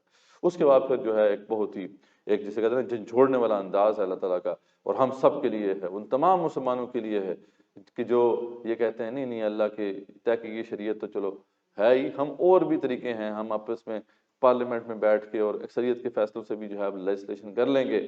تو اللہ فرماتے ہیں افا حکم الجاہلیہ یبغون، کیا اب یہ جاہلیت کا حکم چاہتے ہیں؟ ومن احسن من اللہ حکما لقوم یوقنون، اللہ کے یقین رکھنے والے قوم کے لیے اللہ سے بہتر فیصلہ کرنے والا اور کون ہو سکتا ہے؟ کیا یہ جاہلیت کا فیصلہ چاہتے ہیں؟ اور تاریخ اسلام کے اندر ایک ہی دور ایسا آیا، کبھی یہ تو ابھی کا دور تو پتہ نہیں، بس ہم غلامی میں چل رہے ہیں، ورنہ تاریخ اسلام میں ایک ہی دور ایسا آیا تھا جب اس طرح کی کوئی بحث چھڑی تھی، ورنہ کبھی اس پہ بحث ہوئی نہیں یار، یہ تو بات کو تحت اس پہ کوئی بحث کو کر سکتا تھا؟ وہ تو اسلام سے خارج ہے اگر یہ بندہ کہتا ہے کہ اللہ کے طے کیے گئے جو احکامات ہیں وہ ہم نافذ نہیں کریں گے، مطلب وہ تو اس کا تو اسلام ختم ہے۔ تو تاریخ اسلام میں ایک دفعہ ایسا واقعہ ہوا تھا، وہ ہوا تھا جب خلافت بنو عباس کو ختم کر دیا گیا تھا، ہلاکو خان نے یہاں پہ حملہ کیا تھا، بغداد کی اینٹ سینٹ بجا دی تھی۔ اس کے بعد پھر مسلمانوں کے اب صرف چھوٹی چھوٹی عمارتیں رہ گئی تھیں۔ اس دوران کیا ہوا کہ اللہ تعالیٰ نے یہ کرم کیا کہ جو تاتاری تھے جنہوں نے حملہ کیا تھا وہ خود ہی مسلمان ہو گئے، منگول خود ہی مسلمان ہوئے۔ لیکن اب کیونکہ وہ نئے نئے مسلمان ہوئے تھے، ان کی تربیت نہیں ہوئی تھی، تو انہوں نے جہاں جہاں پہ بھی حکومتیں ان کو ملی، انہوں نے وہاں پہ اپنی جو ہے وہ تو اس کی چنگیزی نافذ کر دی۔ مطلب وہ ایک چنگیز خان کا طے کیا ہوا قانون تھا جس کے اندر ملوبہ تھا، کچھ اسلام کی بھی کچھ چیزیں تھیں اس کے اندر، عیسائیت کی بھی چیزیں تھیں اور دیگر پارسی مذہب کی بھی چیزیں تھیں، تو وہ انہوں نے نافذ کر دیا۔ اب وہاں پہ بحث چھڑ گئی، ٹھیک ہے، اور اس وقت ہماری خوش قسمتی تھی کہ 2 بڑے امام اس وقت موجود تھے. ان کے سامنے یہ کیس آیا کہ وہ جو لوگ جن علاقوں میں یہ تاتاری حاکم تھے، کلمہ گو بھی تھے، تو اب وہ آئے ان کے پاس پوچھنے کے لیے کہ اب یہ تو کلمہ گو ہمارے اوپر ہیں، حاکم ہیں، ہم کیا کریں؟ ان کے خلاف جہاد کریں یا نہ کریں؟ ان کے خلاف لڑائی کریں یا نہ کریں؟ تو اس پہ جو ہے ابن تیمیہ رحمۃ اللہ علیہ بہت بڑے امام موجود تھے، اور انہی کے شاگرد پہ ابن کثیر ہیں، حافظ ابن کثیر، جو کہ تفسیر کے بہت بڑے امام ہیں. ان دونوں نے یہی فیصلہ دیا کہ کلمے سے جو ہے ان کے خلاف جہاد کو ہم رد نہیں کر سکتے. انہوں نے کلمہ پڑھا ہے یا نہیں پڑھا، اللہ کا ایک بھی حکم جو متواتر احکامات ہیں اللہ تعالیٰ کے، یعنی ایسے احکامات جن میں کوئی شک نہیں ہے، اس کو یہ نافذ نہیں کریں گے تو ان کے خلاف قتال واجب ہے. اور اس وقت تک قتال ہوا جب تک کہ فتنہ ختم نہ ہو جائے. یاد ہے نا وہ، ٹھیک ہے، وقاتلوہم حتی لا تکون فتنہ ویکون الدین کلہ للہ. ٹھیک ہے، تو وہی بات ہے. اب تو کیونکہ وہ دور تبدیل ہو گیا، ہم نے ذکر کیا تھا، اب سوشل کانٹریکٹ آ گیا ہے، ایک ماڈرن اسٹیٹ کا اسٹرکچر اس طریقے سے ہے. اور ہماری خوش قسمتی ہے کہ ہمارے تو آئین کے اندر جو سوشل کانٹریکٹ کے اندر اسلام کی یہ پروویژنز موجود ہیں، اور ہمیں وہ پروسیسز بھی دیے گئے ہیں. تو ہمیں ڈیفینیٹلی اب جو ہے وہ تو ہم نہیں کر سکتے، اب آرمڈ ریزسٹنس تو نہیں کر سکتے، وہ تو کاؤنٹر پروڈکٹیو ہے. لیکن یہ کہ باقی جو سارے ذرائع ہیں ان کو تو ہمیں استعمال کرنا ہے، یہ ہماری اب ذمہ داری ہے، یہ ہمارے اوپر اوبلیگیشن ہے. تو یہ بات جو تھی یہ ابن کثیر نے واضح کیا کہ اس کے بعد جناب باری تعالیٰ ان لوگوں کا ذکر کر رہا ہے جو اللہ کے حکم سے ہٹ جائیں، جس میں تمام بھلائیاں موجود ہیں اور تمام برائیاں دور ہیں. ایسے پاک حکم سے ہٹ کر رائے قیاس کی طرف، خواہش نفسانی کی طرف اور ان احکام کی طرف جھکے جو لوگوں نے از خود اپنی طرف سے بغیر دلیل شرعی کے گھڑ لیے ہیں، جیسے کہ اہل جاہلیت کیا کرتے تھے اپنی جاہلیت میں، اور اپنی رائے اور اپنی مرضی کے مطابق حکم اور احکام جاری کر لیا کرتے تھے.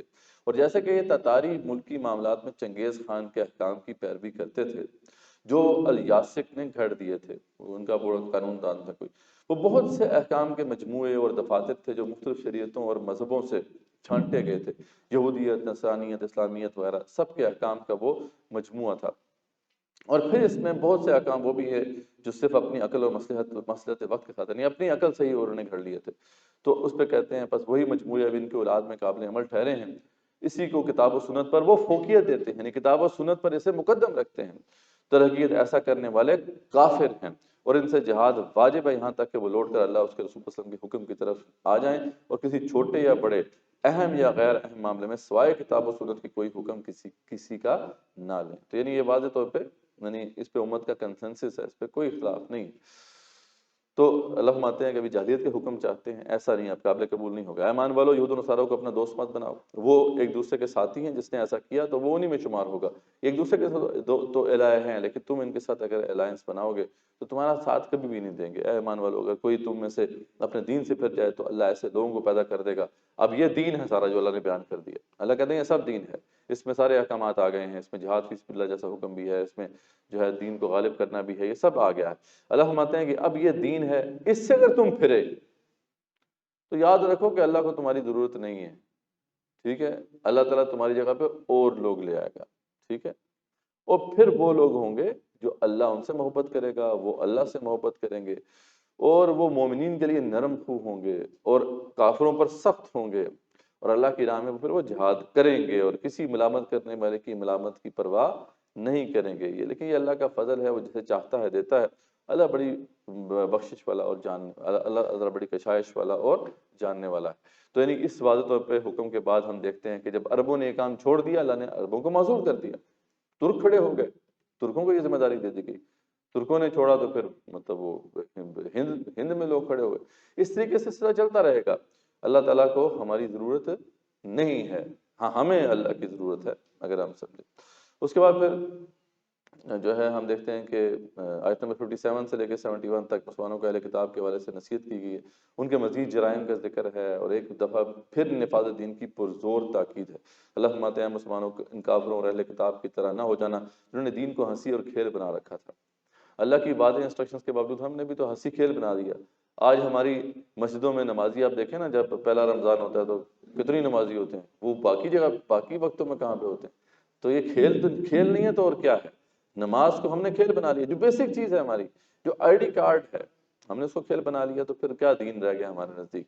تو انہوں نے بھی دین کو کھیل بنایا ہوا تھا. اللہ سے ڈرتے رہو اگر مومن ہو. اہل کتاب تم مخالفت کیوں کر رہے ہو؟ صرف اس لیے کہ ہم سابقہ اور متعدد سب کتابوں کو مانتے ہیں، تم ہماری مخالفت کس بات پہ کر رہے ہو؟ ہم تو سب کو مانتے ہیں نا، تم نہیں مانتے۔ یہ یہودی جب آپ صلی اللہ علیہ وسلم کے پاس آتے ہیں تو کہتے ہیں کہ ہم ایمان لائے، حالانکہ وہ کفر لے کے آتے ہیں۔ اب یہ یہودی کرتے تھے، سازشیں کرتے تھے، صبح مسلمان ہو گئے، شام کو کافر ہو گئے، تاکہ لوگوں کو جو ہے گمراہ کریں، لوگ کہیں جناب یہ تو بڑے سمجھدار ہیں، یہ تو اہل کتاب ہیں، جب انہوں نے جو ہے سوچ کر چھوڑا ہے تو سوچ کر چھوڑا ہوگا۔ تو سادہ لوگ جو مشرکین تھے وہ بھی ان کی باتوں میں آ جاتے تھے۔ یہود کہتے ہیں کہ اللہ کے ہاتھ بندھے ہوئے ہیں، اب اس طرح کی وہ باتیں کرتے تھے تنگ کرنے کے لیے مسلمانوں کو۔ تو اللہ فرماتے ہیں ان پر لعنت ہو، اللہ کے ہاتھ تو کھلے ہوئے ہیں۔ تو اس طرح یہ کلام جو اللہ نے نازل کیا ہے اس طرح کئی لوگوں کے کفر میں اضافے کا باعث بنتا ہے، یعنی غلط تعبیر کرتے ہیں اس کا۔ اللہ نے کہا تھا کہ اللہ کو کون اچھا قرض دیتا ہے، اسی پہ جو ہے انہوں نے اس طرح کی باتیں کرنا شروع کی تھی۔ ان کے درمیان تو اللہ نے بغض اور عداوت قیامت تک کے لیے ڈال دی، اللہ فرماتے ہیں۔ اور اگر یہ اہل کتاب ایمان لاتے اور تقویٰ کی روش پر چلتے تو ہم ضرور ان کی برائیاں ان سے دور کر دیتے اور انہیں جنت میں جگہ دیتے۔ اگر وہ واقعی قائم کرتے تورات اور انجیل کو اور جو بھی ان کی طرف بھیجا گیا ہے تو وہ اپنے اوپر سے بھی کھاتے، نیچے سے بھی کھاتے، رزق کے دروازے ہم ان کے لیے کھول دیتے۔ اور ان میں درمیانی روش پر بھی یہ لوگ ہیں، لیکن اکثر ان میں سے برائی پر ہی گامزن ہیں۔ آج ہماری جو اکانومی کا حال ہے، آج ہم سارے اعداد و شمار گنتے ہیں، جی ڈی پی یہ ہو گیا ہے ہمارا، یہ امپلائمنٹ جو ہے، ان امپلائمنٹ کا ریٹ اتنا بڑھ گیا ہے، پاورٹی اس لائن سے نیچے چلی گئی ہے، یہ سارے اعداد و شمار ہمارے اکانومسٹ گنتے ہیں، لیکن کبھی اس کے بارے میں دیکھا کہ کتنے پرسنٹ ہمارے احکامات نافذ ہیں؟ اللہ فرما رہے ہیں کہ اگر یہ مطلب جو اہل کتاب ہیں اپنے اپنے وقتوں میں اگر تورات اور انجیل کو قائم کرتے تو اپنے اوپر سے بھی کھاتے، نیچے سے بھی کھاتے، رزق کے دروازے ہم ان کے کھول دیتے ان کے لیے، لیکن انہوں نے ایسا نہیں کیا۔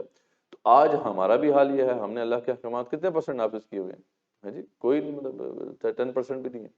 تو اس لیے پھر ہمارا حال تو پھر ایسا ہی ہوگا، لیکن ہمارے جو اکانومسٹ ہیں وہ اس کو تو نہیں دیکھیں گے۔ رسول صلی اللہ علیہ وسلم کھول کھول کر پہنچا دیں جو کچھ بھی آپ کی طرف بھیجا گیا ہے، اور اگر آپ نے ایسا نہ کیا تو آپ نے رسالت کا حق ادا نہیں کیا۔ بہت امپورٹنٹ ہے، یا ایھا رسول بلغ ما انزل الیک من ربک، اے رسول صلی اللہ علیہ وسلم کھول کھول کر پہنچا دیں جو آپ کی طرف آیا ہے۔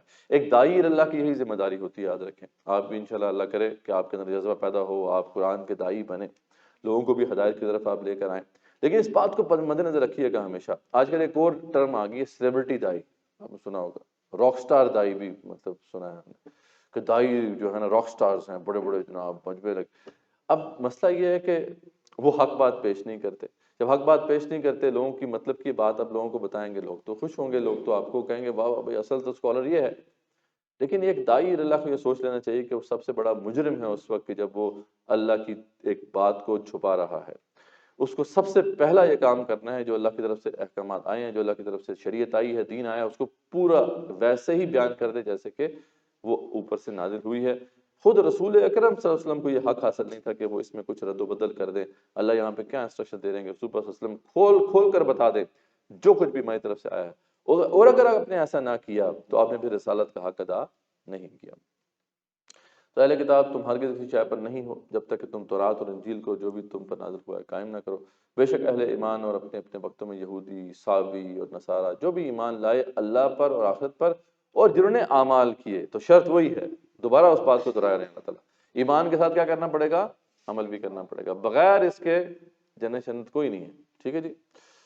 تو جو دونوں کام کرے گا تو پھر ان کے لیے کوئی خوف اور حزن نہیں ہوگا۔ ہم نے بنی اسرائیل سے عہد دیا، اللہ فرماتے ہیں، اور بھیجے ان میں رسول علیہ السلام، جب بھی ان پر رسول آئے وہ لے کر جو ان کی مرضی کے خلاف تھا، تو انہوں نے تو ایسے یہ ظالم تھے کہ انہوں نے ایک فریق کو تو جھٹلایا اور ایک کو قتل ہی کر دیا، ٹھیک ہے جی؟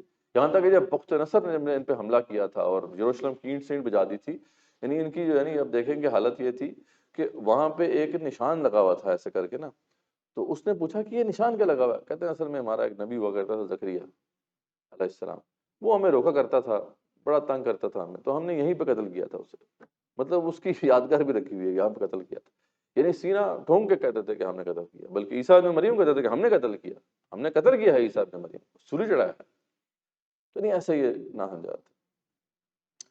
آگے ذکر ہے وہ کافر ہو گئے جنہوں نے کہا کہ عیسیٰ ابن مریم ہی اللہ ہیں، دوبارہ سے ذکر ہو رہا ہے اسی یعقوبی فرقے کا، حالانکہ انہوں نے تو یہی کہا تھا کہ اللہ کی بندگی کرو جو میرا بھی رب ہے اور تمہارا بھی رب ہے۔ اللہ فرماتے ہیں ان کی تو یہی انسٹرکشن تھی، اس کے علاوہ تو ان کی کوئی انسٹرکشن نہیں تھی۔ ویسے جو شرک کرتا ہے وہ اپنے اوپر جنت کو حرام کر لیتا ہے اور اس کا ٹھکانہ پھر آگ ہوتا ہے۔ اور وہ بھی کافر ہو گئے جنہوں نے کہا کہ اللہ تین میں تیسرا ہے، وہی ٹرینٹی کا تصور تھا۔ پہلے تو پتہ ہے ان کے ہاں یہ تصور تھا کہ انہوں نے کہہ دیا کہ جی ماں، بیٹا اور خدا، کیونکہ پہلے مریم علیہ السلام کو بھی یہ ڈالا کرتے تھے، لیکن پھر بحث شروع ہو گئی کہ مریم نہیں، عورت تو جو ہے ان کے ہاں ایول ہے، وہ ایو سے ایول ہے نا، وہ کہتے ہیں عورت تو ہے ہی ایول، اسی نے آدم کو جو ہے بدلایا تھا. تو یہ ان کے ہاں اصل میں انفارچونیٹ ایک معاملہ تھا، حالانکہ اسلام نے ایسی کوئی بات نہیں کی، دونوں کی غلطی تھی، مل کے ہوئی تھی. تو اب مریم علیہ السلام تو کیسے خدا ہو سکتی ہیں، ان کے اندر تو الوہی سے بات نہیں ہو سکتی. تو انہوں نے پھر وہ تیسرا ڈالا holy ghost, father son and holy ghost, یہ ٹرینٹی ان کی بنی. اللہ فرماتے ہیں یہ بھی کافر ہیں، حالانکہ اللہ صرف ایک واحد ہے، اگر یہ باز نہ آئے تو بڑا عذاب ان پہ نازل ہوگا. تو عیسیٰ ابن مریم علیہ السلام نہیں ہے مگر ایک رسول ہیں، ان سے پہلے بھی کئی رسول گزر چکے ہیں. ان کی ماں صدیقہ تھی اور دونوں انسان تھے، کھانا کھایا کرتے تھے. ان میں سے کوئی بھی جو ہے وہ خدا نہیں تھا یا خدا کا بیٹا نہیں تھا. تو اب یہاں پہ پھر ان کو انسٹرکشن دی جا رہی ہیں، اور اس حوالے سے پھر ہمیں بھی انسٹرکشن دی جا رہی ہیں کہ کل یا اہل کتاب لا تغلو فی دینکم، اہل کتاب دین میں غلو مت کرو، اور دینکم غیر الحق، بغیر حق کے، ولا تتبعوا اهواء قوم قد ضلوا من قبل واضلوا كثيرا وضلوا عن سواء السبيل، اور اس قوم کی پیروی مت کرو جو خود بھی گمراہ ہوئے اس سے پہلے، اور کثیر لوگوں کو گمراہ کر چکے ہیں وہ، اور جو ہے سیدھے راستے سے بھٹک چکے ہیں. یہ کون لوگ ہیں؟ اس پہ مولانا مودودی کی جو رائے ہے وہ بڑی اچھی ہے. وہ کہتے ہیں کہ یہاں پہ فلاسفہ یونان کا ذکر ہو رہا ہے. گریک فلاسفرز جو ہے انہوں نے بہت لوگوں کو گمراہ کیا. امت مسلمہ نے بھی جب ان کو پڑھنا شروع کیا، اس سے کچھ فائدے بھی ہوئے گریک فلاسفی سے، لیکن یہ ہے کہ اس سے جو ہے جو گمراہی پیدا ہوئی اس نے ہماری امت کا بڑا غرق کیا. ان کے ہاں بھی جو گمراہیاں تھیں ساری کی ساری وہ گریک فلاسفی سے آئی تھیں. اس والے سے کچھ ان کی اپنی کتابوں کے اندر جو ہے یہ شہادت موجود ہے کہ یہ جو معاملہ تھا نا، مطلب عیسائیت کا ان دا بگننگ، انسائکلوپیڈیا برٹانیکا جو ہے اس کے اندر آپ جائیں تو کئی اس میں مضامین آپ کو ملتے ہیں. ایک جو ہے ریورنڈ چارلز اینڈرسن اسکاٹ جو ہے وہ، اس کی کتاب بھی ہے اس موضوع کے اوپر. وہ کہتا ہے کہ پہلی 3 اناجیل جو تھیں، گاسپل آف میتھیوز، مارک اور لیوک، یہ 3 بڑی ان کی گاسپلز ہیں نا. وہ کہتا ہے کہ ان گاسپلز میں کوئی چیز ایسی نہیں تھی جس سے گمان بھی ہو سکتا ہو کہ ان انجیلوں کے لکھنے والے عیسیٰ اسلام کو انسان کے سوا کچھ اور مانتے تھے. یعنی ان میں کہیں ذکر ہی نہیں ہے کہ وہ خدا تھے. یہ تو بعد میں جا کے ہوا. پھر ایک اور مضمون ہے، اس میں یہ بات آتی ہے، جارج ولیم ناکس جو ہیں وہ کہتے ہیں کہ عقیدہ تثلیث کا فکری سانچہ یونانی ہے. یعنی اس کا جو انٹلیکچوئل، اس کی جو اگر آپ دیکھیں نا ساخت کیا ہے، یہ جو سارا جو تثلیث کا عقیدہ ہے یہ بیسیکلی گریک ہے، اس کی اوریجنز جو ہیں وہ گریک ہیں، اور یہودی تعلیمات اس میں ڈھال دی گئی ہیں. اس لحاظ سے یہ ہمارے لیے ایک عجیب قسم کا مرکب ہے. مذہبی خیالات بائبل کے ہیں اور ڈھلے ہوئے ہیں ایک اجنبی فلسفے کی صورت میں. یعنی گریک فلسفی نے ہی بڑا غرق کیا اس عیسائیت کا جو اس وقت ہمارے سامنے عیسائیت موجود ہے. اب اس پہ وہ آگے جا کے مزید کہتا ہے کہ اصل میں یہ سینٹ پال نے سب سے پہلے یہ کام کیا تھا نا. خیر یہ تو بتا دیا گیا. آگے وہ کہتا ہے کہ وہ سینٹ پال تھا جس نے اعلان کیا کہ واقعہ رفع، یعنی جب یہ آپ علیہ السلام کو اٹھا لیا گیا نا اوپر، وہ تو یہ کہتے ہیں نا کہ وہ دوبارہ زندہ تو ہوئے تھے لیکن ان کو اٹھا لیا گیا، یہ تو مانتے ہیں وہ. تو اس کی وجہ سے جو ہے اسی فعل کی وجہ سے یسوع پورے اختیارات کے ساتھ ابن اللہ کے مراتب پر فائز ہو گئے. یعنی اب جب ان کو اٹھا لیا گیا نا تو اب وہ اللہ کے بیٹے بن گئے. تو یہ بات سب سے پہلے سینٹ پال نے جو ہے پیش کی تھی. سینٹ پال پتہ ہے آپ کو کون تھا؟ یہ اگر آپ کو نہیں پتا تو یہودی تھا. یہ مطلب بالکل آغاز میں جو ہے اس کی حالت وہی ہے جیسے ہمارے ہاں یہ جو گمراہ فرقے والے مولوی ہوتے ہیں نا، اس طرح تھا. یعنی اس سے اندازہ کریں، اگر آپ ان کے بارے میں پڑھنا چاہتے ہیں تو بڑی زبردست کتاب ہے، life and times of Jesus of Nazareth, یہ رضا اسلام کی کتاب ہے، زیلٹ، ضرور پڑھیں، بہت زبردست کتاب ہے. ہسٹوریکل ویو آف جیسس کو سمجھنے کے لیے ایک ماسٹر پیس ہے اور بیسٹ سیلر رہی ہے یہ. اس میں وہ یہ کہتے ہیں کہ اس وقت آپ علیہ السلام کے حواری جو تھے، 12 حواری موجود تھے، اور ان کی موجودگی میں اس نے اعلان کرنا شروع کر دیا کہ میں ان سب سے بڑا حواری ہوں. لوگ کہتے ہیں جی آپ کیسے حواری ہیں، آپ تو ملاقات ہی نہیں ہوئی آپ کی، یہ تو بعد میں پیدا ہوا تھا. ٹھیک ہے، یا پیدا تو شاید پہلے ہوا تھا لیکن جو اس کی سارے فتنے تھے وہ تو بعد میں کھڑے ہوئے. تو پتہ اس نے کیا کہا تھا؟ اس نے کہا جی کہ یہ تو جو حواری ہیں نا، یہ تو ان کی زندگی میں حواری تھے، میں تو آج بھی حواری ہوں. یعنی عالم رویا میں بھی میں مطلب جو ہے نا ان کے ساتھ ہوں، اور جو ہے ان کی مجھے ابھی تک شراکت ہے. تو اس طرح کر کے کہانیاں ڈال کے اس نے اب جو ہے دین عیسوی کو خراب کیا. اس لیے اب یہ کہا جاتا ہے کہ یہ تو عیسائیت ہے ہی نہیں، یہ کرسچینٹی نہیں ہے بلکہ پالزم ہے، جس کو ابھی اس وقت جو ہے عیسائی جو ہے وہ لے کے چلتے ہیں. اچھا یہ بڑی انٹرسٹنگ بات ہے کہ جو نا عیسائیت کا جو آفیشیل عقیدہ ہے، آفیشیل کریڈ ہے، ڈوگما ہے، وہ عیسیٰ اسلام کے جانے کے 300 سال کے بعد جو ہے وہ مرتب ہوا ہے. بڑی انٹرسٹنگ بات ہے. پہلے اس میں نا بڑے مختلف قسم کے خیالات تھے. پھر یہ ان کی بڑی مشہور کونسلز ہوئی ہیں، جس میں نیکیا کی کونسل جو ہے یہ مشہور ہے، 325 عیسوی میں یہ ہوئی تھی. اس میں یہ طے کیا گیا تھا کہ جو ہے اصل میں عیسائیت کا جو ہے عقیدہ ہے کیا. اور اس میں سب سے بڑا مسئلہ یہ تھا کہ عیسیٰ علیہ السلام جو ہیں وہ تو خدا کے بیٹے بھی ہیں لیکن وہ تو انسان بھی ہیں. تو کیا کیا جائے، انسان کو مانا جائے یا خدا مانا جائے؟ تو پھر بحثیں چلتی رہیں اور آگے جا کے طے کیا کہ نہیں ان کی بشریت بھی حق ہے، ان کی جو ہے وہ الوہیت بھی حق ہے، دونوں ہی ہیں، یہ دو میں ایک ہیں ایک میں دو ہیں، مطلب اس طرح کے الٹے سیدھے عقیدے جو ہے انہوں نے گھڑے۔ تو یہ بعد میں پھر جو ہے ایک کونسلز ہوتی رہیں، پھر ایک جو ہے کالسیڈن کی کونسل ہے، اس کے اندر بھی یہ طے ہوا معاملہ، پھر اورنج کونسل ہے۔ تو یہ کہنے کا مسئلہ ہے کہ یہ عیسیٰ علیہ السلام کی جانے کے 400-500 سال کے بعد یہ عقیدہ اسٹیبلش ہوا ہے جو آج ان کا ہے۔ خیر، اللہ فرماتے ہیں بنی اسرائیل کافروں پر حضرت داؤد علیہ السلام اور عیسیٰ علیہ السلام کی زبانی لعنت کی گئی، اس وجہ سے کہ وہ نافرمانیاں کرتے تھے اور حد سے آگے بڑھ جاتے تھے۔ یہ ہے اصل میں خرابی کی جڑ۔ جب خرابیاں پیدا ہونا شروع ہو جائیں اور کچھ لوگ جو ہے وہ آنکھیں بند کر کے اس کو دیکھتے رہیں تو پھر برائی پھیلتی ہے، اور اللہ فرماتے ہیں کہ یہ برے کاموں کو نہیں روکتے تھے، اس لیے یہ انسٹرکشنز پھر ہمیں بھی دی گئی ہیں کہ دیکھو ہمیں پھر ایسا نہیں کرنا۔ سنن نبی داؤد کی یہ روایت موجود ہے، آپ صلی اللہ علیہ وسلم نے فرمایا کہ سب سے پہلا نقص جو بنی اسرائیل میں داخل ہوا وہ یہ تھا کہ ایک آدمی دوسرے آدمی کو برائی کرتے ہوئے دیکھتا تو کہتا، یعنی اس لحاظ سے بھی یہودی ہم سے بہتر تھے، وہ نہیں رہے منکر پہ لسان کرتے تھے، ان کو کہتے تھے کہ تم غلط کر رہے ہو، تو اللہ سے ڈر، یہ برائی چھوڑ دے، یہ تیرے لیے جائز نہیں ہے، لیکن دوسرے روز پھر اسی کے ساتھ اسے کھانے پینے اور اٹھنے بیٹھنے میں کوئی آر یا شرم محسوس نہیں ہوتی تھی، یعنی اس شخص کا بائیک آؤٹ نہیں کیا جاتا تھا، اس کا سوشل بائیک آؤٹ ہونا چاہیے جو منکر کی طرف آگے بڑھ رہا ہے، تب منکر رکتا ہے۔ لیکن یہ ہے کہ وہ زبان سے روک کے پھر اس کے ساتھ بیٹھ کے گپ شپ لگاتے تھے، یعنی اس کا جو ہے ساتھ اس کے بیٹھ کے کھانا کھاتے تھے، حالانکہ ایمان کا تقاضا سے نفرت و ترک تعلق کا تھا، جس پر اللہ تعالیٰ نے ان کے درمیان آپس میں دعوت ڈال دی اور وہ لعنت الہی کے مستقرار پائے۔ پھر فرمایا کہ اللہ کی قسم تم نے ایسا نہیں کرنا، تم ضرور لوگوں کو نیکی کا حکم دیا کرو، ضرور برائی سے رہو کرو، ظالم کا ہاتھ پکڑ لیا کرو ورنہ تمہارا حال بھی یہی ہوگا۔ اور ایک اور روایت جو مسند احمد میں ہے، اسی کی ایکسٹینشن ہے، اس میں آیا ہے اگر تم ایسا نہیں کرو گے تو تم عذاب الہی کے مستحق بن جاؤ گے، پھر تم اللہ سے دعائیں بھی مانگو گے تو قبول نہیں ہوں گی۔ آج ہمارا حال آپ کے سامنے، ہم دعائیں کر رہے ہیں لیکن قبول نہیں ہوتی۔ تو اس پہ ذکر پھر مزید احکامات کا اجرا ہوا، حلال کو حرام کرنے کی ممانعت آ گئی، حلال کھانے کی تلقین ہے، پھر قسم کا کفارہ بتا دیا گیا، یہاں پر یہ طے کر دیا کہ قسم اگر آپ نے پکی کھائی ہے تو پھر 10 مساکین کو یا تو کھانا کھلانا ہے، یا ساتھ نہ ہو تو پھر 3 دن کے لگاتار روزے رکھنے ہیں، لیکن روزمرہ کی جو قسمیں آپ نے کھا لی ہیں ان کے اوپر کوئی کفارہ نہیں ہے۔ شراب، جوا، بت، فالگیری سب شیطانی اعمال ہیں، ان سے بچنے کا حکم ہو گیا، خصوصاً شراب اور جوئے سے بچنے کا حکم واضح طور پہ یہاں پہ نازل ہو گیا۔ پہلے بتا دیا گیا تھا کہ اس کے نقصانات زیادہ ہیں، اب منع کر دیا گیا۔ اللہ فرماتا ہے کہ ان کے ذریعے سے شیطان جو ہے آپس میں نفرتیں پیدا کرتا ہے۔ احرام کی حالت میں شکار کی ممانعت آ گئی، صرف مچھلی کا شکار جائز قرار دے دیا گیا، جو کر دے تو اس کا پھر فدیہ ویسا ہی جانور ہے، یعنی اگر اس نے حالت حرام میں کوئی شکار کر دیا جانور تو کوئی 1-2 معتبر لوگ ہیں وہ اس کا فیصلہ کریں گے کہ اس کی کتنی ورتھ تھی، اس جیسا جانور یا تو ذبح کرنا پڑے گا فدیے میں، یا پھر اس کی مقدار پہ جو پیسے ہوں گے مساکین کو کھانا کھلانا ہوگا۔ کعبہ، حرام مہینے، حرم میں قربان کیے جانے والے جانور، قربانی کے لیے مقرر کیے جانور، یہ اللہ فرماتے ہیں سب قیام للناس ہے، لوگوں کے فائدے کی چیزیں ہیں، اس سے کتنا فائدہ ہوتا ہے لوگوں کو۔ آج بھی جو وہاں پہ جانور کٹتے ہیں پوری دنیا میں اس کا گوشت سپلائی ہوتا ہے، غریب ممالک میں جاتا ہے، تو یہ بتا دیا گیا۔ پھر مزید احکامات ہیں کہ جانوروں کے لیے خود ساختہ تقدس کی ممانعت آ گئی کہ ایسا نہ کر دیا کرو، ان کے ہاں زمانہ جاہلیت میں یہ بات تھی کہ فلاں اونٹ ہے اگر تو جناب اس کے اگر بہت سے بچے ہو گئے ہیں تو یہ مقدس ہو گیا، اس کو ذبح نہیں کیا جا سکتا، یا کسی مادہ کے اگر جو ہے نر پیدا نہیں ہوا تو اس کو جو ہے کھا نہیں سکتے، تو اس طرح کی باتیں انہوں نے مشہور کی ہوئی تھی، اللہ نے منع کر دیا۔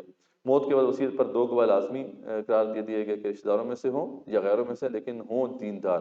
اگر گواہوں پر ورثہ کو شک ہو جائے، اس طرح کا ایک کیس بھی سامنے آیا تھا کہ جس میں جو ہے 2 گواہوں نے تو مطلب یہ ہے کہ گواہی دی کہ بھی یہ مسئلہ ہوا تھا وصیت کا، لیکن یہ ہے کہ اس پہ ورثہ کو جو ہے شک تھا، جو فوت ہو گیا بندہ اس کے ورثہ کو شک تھا، تو ایسی صورت میں کیا کیا جائے؟ اللہ فرماتے ہیں کہ پھر ان دونوں کو اس مسجد میں جہاں جس کے قریب انہوں نے گواہی دی تھی، مسجد میں سب کے سامنے وہ قسم کھائیں اللہ تعالیٰ کی کہ ہم سچی گواہی دے رہے ہیں، لیکن اس پہ بھی اگر ان کو شک ہو مزید ان کے ورثہ کو، تو ورثہ کو پھر یہ آپشن دیا جاتا ہے کہ وہ قسمیں کھائیں کہ یہ جو ہے جھوٹے ہیں۔ تو ایسی صورت میں پھر انویسٹیگیشن کھل جائے گی، انویسٹیگیشن کے بعد اگر یہ بات طے ہوتی ہے کہ واقعی یہ جو گواہ تھے وہ جھوٹے ہیں تو پھر ورثہ کو اس کا مال مل جاتا ہے۔ تو اس طریقے سے ایک مسئلہ بھی سامنے آتا ہے، بدیل نامی ایک مسلمان کا واقعہ ہے جس سے کچھ عیسائیوں نے اس کا پیالہ ہڑپ کر لیا تھا، تو اس طریقے سے اس مسئلے کو سیٹل کیا گیا۔ اس کے بعد پھر عیسیٰ علیہ السلام پھر اللہ کے انعامات کا ذکر ہے، ان کے حواریوں کا ایک اہم واقعہ بھی ہے جس کی وجہ سے سورہ مائدہ کا نام مائدہ پڑا ہے۔ اور اس کی تفصیل ہم دیکھتے ہیں کہ جس دن اللہ سب انبیاء رسول اللہ علیہ وسلم کو جمع کرے گا اور پوچھے گا ان سے کہ کیا جواب ملا، وہ سب کہیں گے کہ کیا نہیں معلوم، مطلب ہمیں نہیں معلوم، تو ہی غیب کا علم جانتا ہے۔ یعنی تمام انبیاء علیہ السلام سے پوچھا جائے گا کہ آپ نے پیچھے سے کیا بات کی تھی۔ جب عیسیٰ علیہ السلام سے کہا جائے گا یاد کرو جو میری نعمت تم پر ہوئی تھی، یعنی یہ بیسیکلی انٹروگیشن ہے باقاعدہ، اللہ کے ہاں اللہ کے پیغمبر کھڑے ہوں گے اور ان سے باقاعدہ باس پرس ہوگی، بڑے شدید سوال جواب ہونے ہیں۔ یہاں پہ عیسیٰ علیہ السلام سے جو سوال جواب ہونے ہیں ان کا ذکر ہے، اللہ ان کو کھڑا کر کے یاد کرائیں گے میری اس نعمت کو یاد کرو جو میں نے تم پر کی اور تمہاری والدہ پہ کی، اور جب میں نے روح القدس سے تمہاری خاص مدد کی جبرائیل علیہ السلام کے ذریعے سے، اور تم لوگوں سے کلام کرتے تھے ماں کی گود میں بھی اور ادھیڑ عمر میں بھی، اور میں نے تمہیں کتاب اور حکمت اور تورات اور انجیل سکھائی تھی، اور جب تم میرے اذن سے معجزات دکھاتے تھے، مختلف معجزات کا ذکر ہے، اور جب حواریوں کے دل میں ہم نے ڈالا تھا کہ وہ تم پر ایمان لائیں، سب ہمارا کرم تم پہ ہوا تھا۔ جاؤ اور وہ واقعہ بھی یاد کرو جب حواریوں نے آسمان سے ایک دسترخوان کے اترنے کی فرمائش کی تھی۔ اب یہ ان کی تاریخ کا بڑا اہم واقعہ ہے کہ جب انہوں نے کہا، بہت کم لوگ تھے، حق پر کھڑا ہونا مشکل ہو رہا تھا، تو وہی دل کی تسلی کے لیے نے عیسیٰ علیہ السلام سے کہا کہ آپ اللہ سے دعا کریں اللہ آسمان سے ایک دسترخوان نازل کر دے اور اس میں سے ہم کھا لیں، ہماری خوشی کی بات ہو جائے، دل میں تمکن آ جائے۔ تو اس پہ پھر جو ہے یہ فرمائشی معجزہ کیونکہ وہ مانگ رہے تھے، تو اس پہ اللہ تعالیٰ کا وہ اصول سامنے آتا ہے۔ اللہ فرماتے ہیں ٹھیک ہے، عیسیٰ علیہ السلام نے دعا کی، اللہ نے کہا ٹھیک ہے میں وہ دسترخوان، مائدہ دسترخوان کو کہتے ہیں، تو مائدہ اتارنے والا ہوں میں، لیکن پھر اس کے بعد کسی نے کفر کیا تو اس کو وہ عذاب دوں گا جو پھر نو انسانی میں کسی کو نہیں دیا گیا ہوگا۔ تو بس یہ ایک بات کہنے کی دیتی کہ حواریوں نے پھر اپنا ارادہ ترک کر دیا۔ تو اس پہ پھر اللہ فرماتے ہیں یہ ساری نعمتیں یاد کرانے کے بعد جب اللہ پوچھیں گے عیسیٰ علیہ السلام سے کہ کیا تم نے لوگوں سے کہا تھا کہ تمہیں اور تمہاری ماں کو خدا بنا لیا جائے، اس پر عیسیٰ علیہ السلام جواب دیں گے اللہ میرا یہ حق ہی نہیں تھا کہ میں ایسا کہتا۔ یہاں پہ ایک نبی کا کیا ایک مقام ہوتا ہے اللہ کے نزدیک وہ سامنے آتا ہے، اور ایک ادب کیا ہے اللہ تعالیٰ کا، وہ رسول سے ہمیں سیکھنا ہے۔ بڑا خوبصورت انداز میں عیسیٰ علیہ السلام اللہ کو جواب دیتے ہیں وہاں پہ کہ اللہ تعالیٰ میرا یہ حق ہی نہیں تھا کہ میں ایسا کہتا، اور اگر ایسا کہا ہوتا اللہ تعالیٰ تو تجھے اس کا علم ہوتا۔ یہ نہیں کہہ رہے کہ میں کنفرم ہوں، میں نے نہیں کہا، اللہ کے سامنے کہہ رہا تعالیٰ میں یہ بھی زیبا نہیں تھا کہ میں ایسی بات کرتا، لیکن اگر میں نے ایسے کہا ہوتا تو تجھے اس کا زیادہ علم ہے، میں نے وہی کہا تھا جس کا تو نے مجھے علم دیا تھا، مجھے تو یہی یاد ہے، پھر جب میں اٹھا لیا گیا تو ہی ان پر گواہ تھا یا اللہ، مجھے نہیں پتا پیچھے انہوں نے کیا کیا۔ لیکن ساتھ ہی پھر اپنے رب کے جناب ایک عرضی پیش کر دیتے ہیں، اللہ تعالیٰ اگر تو ان کو عذاب دیتا ہے تو تیرے ہی بندے ہیں، تو نے بخش ہی دے تو اس پر تو پوری طرح قدرت رکھتا ہے اور تو حکیم بھی ہے۔ ہر نبی اپنی قوم کا خیر خواہ ہوتا ہے۔ رسول اکرم صلی اللہ علیہ وسلم کو بھی آیت بہت پسند تھی، ایک واقعہ ملتا ہے آپ کی تاریخ میں، آپ کی سیرت میں، ایک دن آپ نے پوری رات اسی آیت پہ لگا دی، جو ہے قیام اللیل میں اسی آیت کو بار بار پڑھتے رہے۔ اللہ تعالیٰ اگر یہ تو عذاب دیتا ہے تو تیرے ہی بندے ہیں، تو بخشی دے تو اس پہ قدرت رکھتا ہے۔ اور اس طرح پھر یہ سورہ جو مائدہ ہے اس کا اختتام ہوتا ہے، وہ دن اللہ مانتا ہے کہ جو یہ وہ دن ہے کہ جو لوگ سچے تھے ان کا سچا ہونا ان کے کام آئے گا، ان کو باغ ملیں گے، جنات باغات ملیں گے جن کے نیچے نہریں جاری ہیں، جن میں وہ ہمیشہ ہمیشہ رہیں گے۔ اللہ تعالیٰ ان سے راضی اور خوش ہوا، یہ اللہ سے راضی اور خوش ہیں۔ یہ بڑی بھاری بہت بڑی کامیابی ہے، اور اللہ ہی کی ہے سلطنت آسمان و زمین کی اور ان چیزوں کی جو ان میں موجود ہیں، وہ ہر شے پر پوری قدرت رکھتا ہے۔ ہمارا لیکچر کمپلیٹ ہوا، اب آگے کچھ اہم مقامات کو ہم دیکھیں گے اور کوشچن آنسر کریں گے، لیکن یہ سب کے لیے لازم نہیں ہے، ہم نے یہ طے کیا تھا کہ یہاں تک ہم کنکلوڈ کرتے ہیں، باقی جو بیٹھنا چاہتے ہیں بیٹھ جائیں۔ آگے جو کچھ اہم مقامات ہیں ہم دیکھ لیتے ہیں۔ ایک تو وہی جس میں وہ جو بات تھی کہ ہم تو چہیتے ہیں اللہ تعالیٰ کے، ٹھیک ہے جی، تو اللہ تعالیٰ نے یہاں پہ جو اصول بیان کیا وہ ہمارے لیے بھی ہے۔ اللہ فرماتے ہیں قالت الیہود والنصارى نحن ابناء اللہ واحباؤہ، کہ وہ کہتے ہیں یہود و نصارہ کہ ہم تو اللہ کے بیٹے ہیں، اللہ کے چہیتے ہیں۔ تو اللہ کیا جواب دیتے ہیں؟ قل فلم يعذبكم بذنوبكم، تو اللہ تعالیٰ تمہیں عذاب کیوں دیتا ہے؟ بل انتم بشر ممن خلق، کان کھول کے سن لو، تم بشر ہو جیسے باقی بشر ہم نے تخلیق کیے ہیں۔ یغفر لمن یشاء ویعذب من یشاء، اللہ کہتے ہیں میں جس کو چاہوں بخشوں، جس کو چاہوں عذاب دوں۔ وللہ ملک السماوات والارض، کیوں؟ کیونکہ زمین و آسمان کی بادشاہت کس کی ہے؟ میری ہے۔ تو پھر تم کون ہوتے ہوئے فیصلہ کرنے والے؟ وما بینہما، اور جو بھی اس کے مابین ہے، وإلیہ المصیر، اور اسی کی طرف تم نے لوٹ کر جانا ہے۔ بہت ہی خوبصورت ایک مقام ہے۔ پھر وہ جو بہت ہی اہم تاریخ کا ایک اہم واقعہ اللہ نے بیان کیا، بڑا خوبصورت انداز ہے۔ اللہ فرماتے ہیں کہ یا قوم ادخلوا الارض المقدسۃ التي كتب اللہ لکم ولا ترتدوا على ادبارکم فتنقلبوا خاسرین، کیا میری قوم والو اس مقدس زمین میں داخل ہو جاؤ جو اللہ نے تمہارے لیے لکھ دی ہے، وہ اپنے پیٹھ کے بل روگردانی نہ کرو، پھر نقصان میں پڑ جاؤ گے۔ قالوا یا موسیٰ ان فیہا قوما جبارین، ہے موسیٰ ادھر تو جباروں کی قوم ہے، وَإِنَّا لَن نَدْخُلَهَا حَتَّى يَخْرُجُوا مِنْهَا، جب تک کہ وہاں سے نکلتے نہیں نا ہم تو داخل ہونے والے نہیں ہیں۔ فَإِن يَخْرُجُوا مِنْهَا، ہاں اگر تو وہ نکل جاتے ہیں، فَإِنَّا دَاخِلُونَ، تو پھر ہم داخل ہو جائیں گے۔ قَالَ رَجُلَانِ مِنَ الَّذِينَ يَخَافُونَ، الحمد جو دو لوگ جو جن کے دل میں خوف تھا وہ کھڑے ہوتے ہیں، انعم اللہ علیہما، اللہ کا انعام تھا ان کے اوپر۔ بڑی ان میں نا سٹلٹیز ہیں، بڑی خوبصورت یہ باتیں کہ اللہ نے ان دو لوگوں کو کتنا پسند فرمایا۔ اللہ فرماتے ہیں کہ وہ دو لوگ جو کھڑے ہوئے وہ جن پر اللہ تعالیٰ کا انعام تھا، تبھی تو وہ کھڑے تھے حق کے لیے۔ ادخلوا علیہم الباب، او اللہ کے بندو داخل ہو جاؤ دروازے میں، فَإِذَا دَخَلْتُمُوهُ فَإِنَّكُمْ غَالِبُونَ، تم داخل ہو گے تم ہی غالب ہو جاؤ گے، اللہ نے فیصلہ کر دیا۔ وَعَلَى اللَّهِ فَتَوَكَّلُوا، اللہ پر توکل کرو، ان کنتم مؤمنین، اگر ایمان والے ہو تو۔ کتنا خوبصورت انہوں نے جو ہے خطبہ دیا۔ تو اس پہ پھر وہ جواب انہوں نے دیا تھا، قالوا یا موسیٰ انا لن ندخلها ابدا، آپ کو سمجھ نہیں آ رہی، ہمارا فیصلہ پکا ہے، ہم کبھی بھی داخل نہیں ہوں گے وہاں، ٹھیک ہے، ما داموا فیہا، جب تک کہ وہ وہاں پہ ہیں، فاذهب انت وربک فقاتلا انا هاہنا قاعدون۔ تو بڑا ہی یہ جیسے کہتے ہیں کہ بنی اسرائیل کی تاریخ کا بھی بڑا اہم مقام ہے، ہمارے لیے بہت بڑی انسٹرکشنز ہیں۔ پھر یہ مقام بڑا اہم ہے کہ اللہ فرماتا ہے یا ایھا الذین آمنوا اتقوا اللہ وابتغوا الیہ الوسیلہ وجاہدوا فی سبیلہ لعلکم تفلحون، یعنی یہ آیت اس لحاظ سے اہم ہے کیونکہ اس بنا پہ بہت بڑی گمراہی پیدا کی جا رہی ہے۔ آج بھی بعض فرقے اس پہ لگے ہوئے ہیں کہ یہاں پہ بتایا جا رہا ہے، دیکھو اللہ تعالیٰ کہہ رہے ہیں کہ اللہ کا وسیلہ تلاش کرو، تو وسیلے تو وہ بزرگ ہیں، وہ پوڑی ہیں بیسیکلی، بزرگوں کے پاس جاؤ، بزرگ جو ہیں آپ کا کنیکشن اللہ سے جوڑیں گے۔ حالانکہ اس آیت میں کون جو ہے یہ فیصلہ کر سکتا ہے؟ اللہ کتنا واضح ہے، اے یا ایھا الذین آمنوا، اے مان والو، اتقوا اللہ، اللہ سے ڈرو، وابتغوا الیہ الوسیلہ، اور اس کے قرب کا ایک وسیلہ تلاش کرو، وجاہدوا فی سبیلہ، ٹاپک جہاد فی سبیل اللہ کا ہے، یہاں پہ ذریعہ بتایا جا رہا ہے جہاد فی سبیل اللہ ہے، وسیلہ جو ہے بیسیکلی جہاد فی سبیل اللہ ہے۔ لیکن یہ ہے کہ بس لوگ اس کو جو ہے نا ٹویسٹ کرتے ہیں۔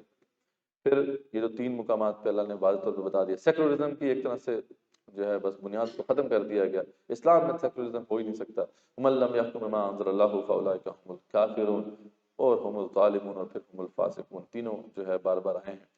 پھر مقام یہ ہے کہ یا ایھا الذین آمنوا من یرتد منکم عن دینہ، اگین وہ الٹیمیٹم ہے ہمارے لیے، اگر ہم دین پر نہیں چلیں گے تو اللہ تعالیٰ کو کوئی ہماری ضرورت نہیں ہے۔ اے ایمان والو، جو دین سے پھر جائے تم میں سے، فسوف یأتی اللہ بقوم یحبهم ویحبونہ، تو پھر ہم عنقریب ایک ایسی قوم لے کر آئیں گے جو اللہ سے محبت کرتے ہوں گے، اللہ ان سے محبت کرتے ہوں گے۔ اذلۃ علی المؤمنین، مومنین پہ بڑے نرم ہوں گے، عزت علی الکافرین، کافروں پہ بڑے سخت ہوں گے۔ یجاہدون فی سبیل اللہ، اللہ کے راستے میں جہاد کریں گے، ولا یخافون لومۃ لائم، اور کسی کی ملامت کی پرواہ نہیں کریں گے۔ ذالک فضل اللہ یؤتیہ من یشاء، لیکن یاد رکھو یہ اللہ کا وہ فضل ہے جسے چاہتا ہے عطا کرتا ہے، واللہ واسع علیم، اللہ تعالیٰ بڑے وسیع علم والا ہے۔ اور یہ تاریخ ہماری شاہد ہے کہ ایسا ہوتا رہا۔ اور پھر اللہ فرماتے ہیں وہی جو آج کل کی اکانومی کو فکس کرنے کا سب سے بڑا جو نسخہ ہے، سب سے بڑی پالیسی ہے، ہم بھول چکے ہیں۔ اللہ فرماتا ہے وَلَوْ أَنَّهُمْ أَقَامُوا التَّوْرَاةَ وَالْإِنْجِيلَ وَمَا أُنزِلَ عَلَيْهِم مِّن رَّبِّهِمْ، اگر یہ قائم کرتے تورات اور انجیل کو اور جو ان کی طرف نازل کیا گیا ہے، تو پھر لَأَكَلُوا مِن فَوْقِهِم وَمِن تَحْتِ أَرْجُلِهِم، تو کھاتے، اپنے اوپر سے بھی رزق کھاتے، پاؤں کے نیچے سے بھی رزق کھاتے۔ منہم امۃ مقتصدہ، ان میں سے کچھ لوگ تو درمیانی طرح کے ہیں، وکثیر منہم ساء ما یعملون، اکثر لوگ ہیں برا کام ہے جو کر رہے ہیں۔ اس لیے آپ کو پتہ ہے جب امام مہدی آئیں گے یہاں پہ اور دنیا میں عدل ہو جائے گا، تو جو پھل ہوں گے نا وہ بھی بڑے بڑے ہو جائیں گے، یہاں تک کہ ایک انار جو ہے اس کا جو چھلکا ہے اس پہ ایک بڑی جماعت سایہ کر سکے گی، یعنی وہ چھتری کی، یعنی سمجھ لیں کہ اس کمرے جتنا تو انار ہو گئے۔ اللہ کی برکت ہوتی ہے، یہ ہم نہیں جانتے، جو اتنا بڑا ہو جائے گا۔ تو یہ بات ہے کہ جس کو ہمیں سمجھنا ہے اگر ہم باقی اکانومی کو فکس کرنا چاہتے ہیں۔ اور پھر وہی جو بات ہم نے بڑی تفصیل سے بیان بھی کی، قُلْ جَاءَ الْكِتَابُ لَا تَغْلُوا فِي دِينِكُمْ غَيْرَ الْحَقِّ وَلَا تَتَّبِعُوا أَهْوَاءَ قَوْمٍ قَدْ ضَلُّوا مِن قَبْلِ وَأَضَلُّوا كَثِيرًا وَضَلُّوا عَن سَوَاءِ السَّبِيلِ۔ آج ہم نے بھی ایسے کیا، ہم نے غلو کر دی دین، جتنا بتایا گیا تھا وہاں پر رہتے نہیں، ادھر سے آگے بڑھ جاتے ہیں۔ رسول اکرم صلی اللہ علیہ وسلم کی شان میں بھی ہم بس وہ ان کو بڑھاتے بڑھاتے اللہ کے برابر کر دیتے ہیں نعتوں کے اندر، ٹھیک ہے جی۔ تو یہ سب جو ہے بیسیکلی وہی طریقے ہیں جو کہ انہوں نے کیے اور شرک میں مبتلا ہوئے۔ اور پھر لُعِنَ الَّذِينَ كَفَرُوا مِن بَنِي إِسْرَائِيلَ عَلَىٰ لِسَانِ داؤد وعیسیٰ ابن مریم، یہ عیسیٰ ابن مریم اور داؤد علیہ السلام کی زبانی ان پہ لعنت کی گئی کیونکہ نہیں منکر انہوں نے چھوڑ دیا تھا۔ اور یہ جو بہت خوبصورت مقام ہے آخر میں، بالکل ایک نبی کا کیا مقام ہوتا ہے، کس طرح وہ اللہ کا ادب پہچانتے ہیں، اللہ کو کیسے بات کر اللہ تعالیٰ سے کرتے ہیں. تو اللہ سے وہ کہتے ہیں ما قلت لهم الا ما امرتنی به ان اعبدوا الله ربی وربکم، میں نے تو وہی کہا تھا جو تو نے مجھے حکم دیا تھا کہ رب کی بندگی کرو، اللہ کی، وہی تمہارا رب ہے، میرا بھی رب ہے. وکنت علیہم شہیدا ما دمت فیہم، اس کے بعد تو ہی ان پہ گواہ رہا جب تک بھی رہا. فلما توفیتنی، ٹھیک ہے، جب تو نے مجھے فوت کر دیا، کنت انت الرقیب علیہم، یعنی مکنت علیہم شہیدا ما دمت فیہم، میں جب تک ان کے درمیان رہا گواہ رہا، میں نے تو یہی بات کہی، انہوں نے غلط بات نہیں کہی. اس کے بعد یہ اللہ فلما توفیتنی، جب تو نے مجھے اٹھا لیا، تو کنت انت الرقیب علیہم، تو ان کے اوپر پہ رقیب تھا، تو ان کے اوپر نگہبان تھا. وانت علی کل شیء شہید، اور تو ہر چیز پر گواہ ہے، تو جانتا ہے مجھے نہیں پتا. لیکن ان تعذبہم فانہم عباد، اے اللہ تعالیٰ تو اگر ان کو بخش دیتا ہے، ان تعذبہم، اگر تو ان کو عذاب دے، فانہم عباد، تو تیرے ہی بندے ہیں. وان تغفر لہم، اگر تو ان کو بخشی دے، فانک انت العزیز الحکیم، تو اس پہ قدرت بھی رکھتا ہے اور تو حکیم بھی ہے. تو اس طریقے سے جو ہے انہوں نے ایک اللہ کے سامنے عرضی پیش کی اپنی قوم کے والے سے، اور یہی معاملہ پھر رسول اکرم صلی اللہ علیہ وسلم میں بھی کیا تھا، جس کا ذکر میں نے کیا. تو ہمارا کنکلوڈ ہوا. کویشچن ہے کسی کا تو؟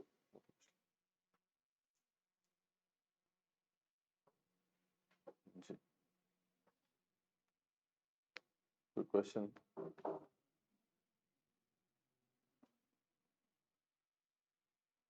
بس آج ہم نے سورہ مائدہ کنکلوڈ کر لی الحمدللہ، اور پہلا ہمارا جو حصہ ہے، گروپ ہے، وہ بھی کمپلیٹ ہو گیا ہے. چلا کل ہم سورہ انعام سے شروع کریں گے. تو بہت عظیم یہ صورتیں تھیں 4 مدنی جو کہ ہم نے کنکلوڈ کی. شریعت اسلامی کا تقریباً کوئی 70%، 60 سے 70% جو ہے اس کے اندر کور ہو جاتا ہے.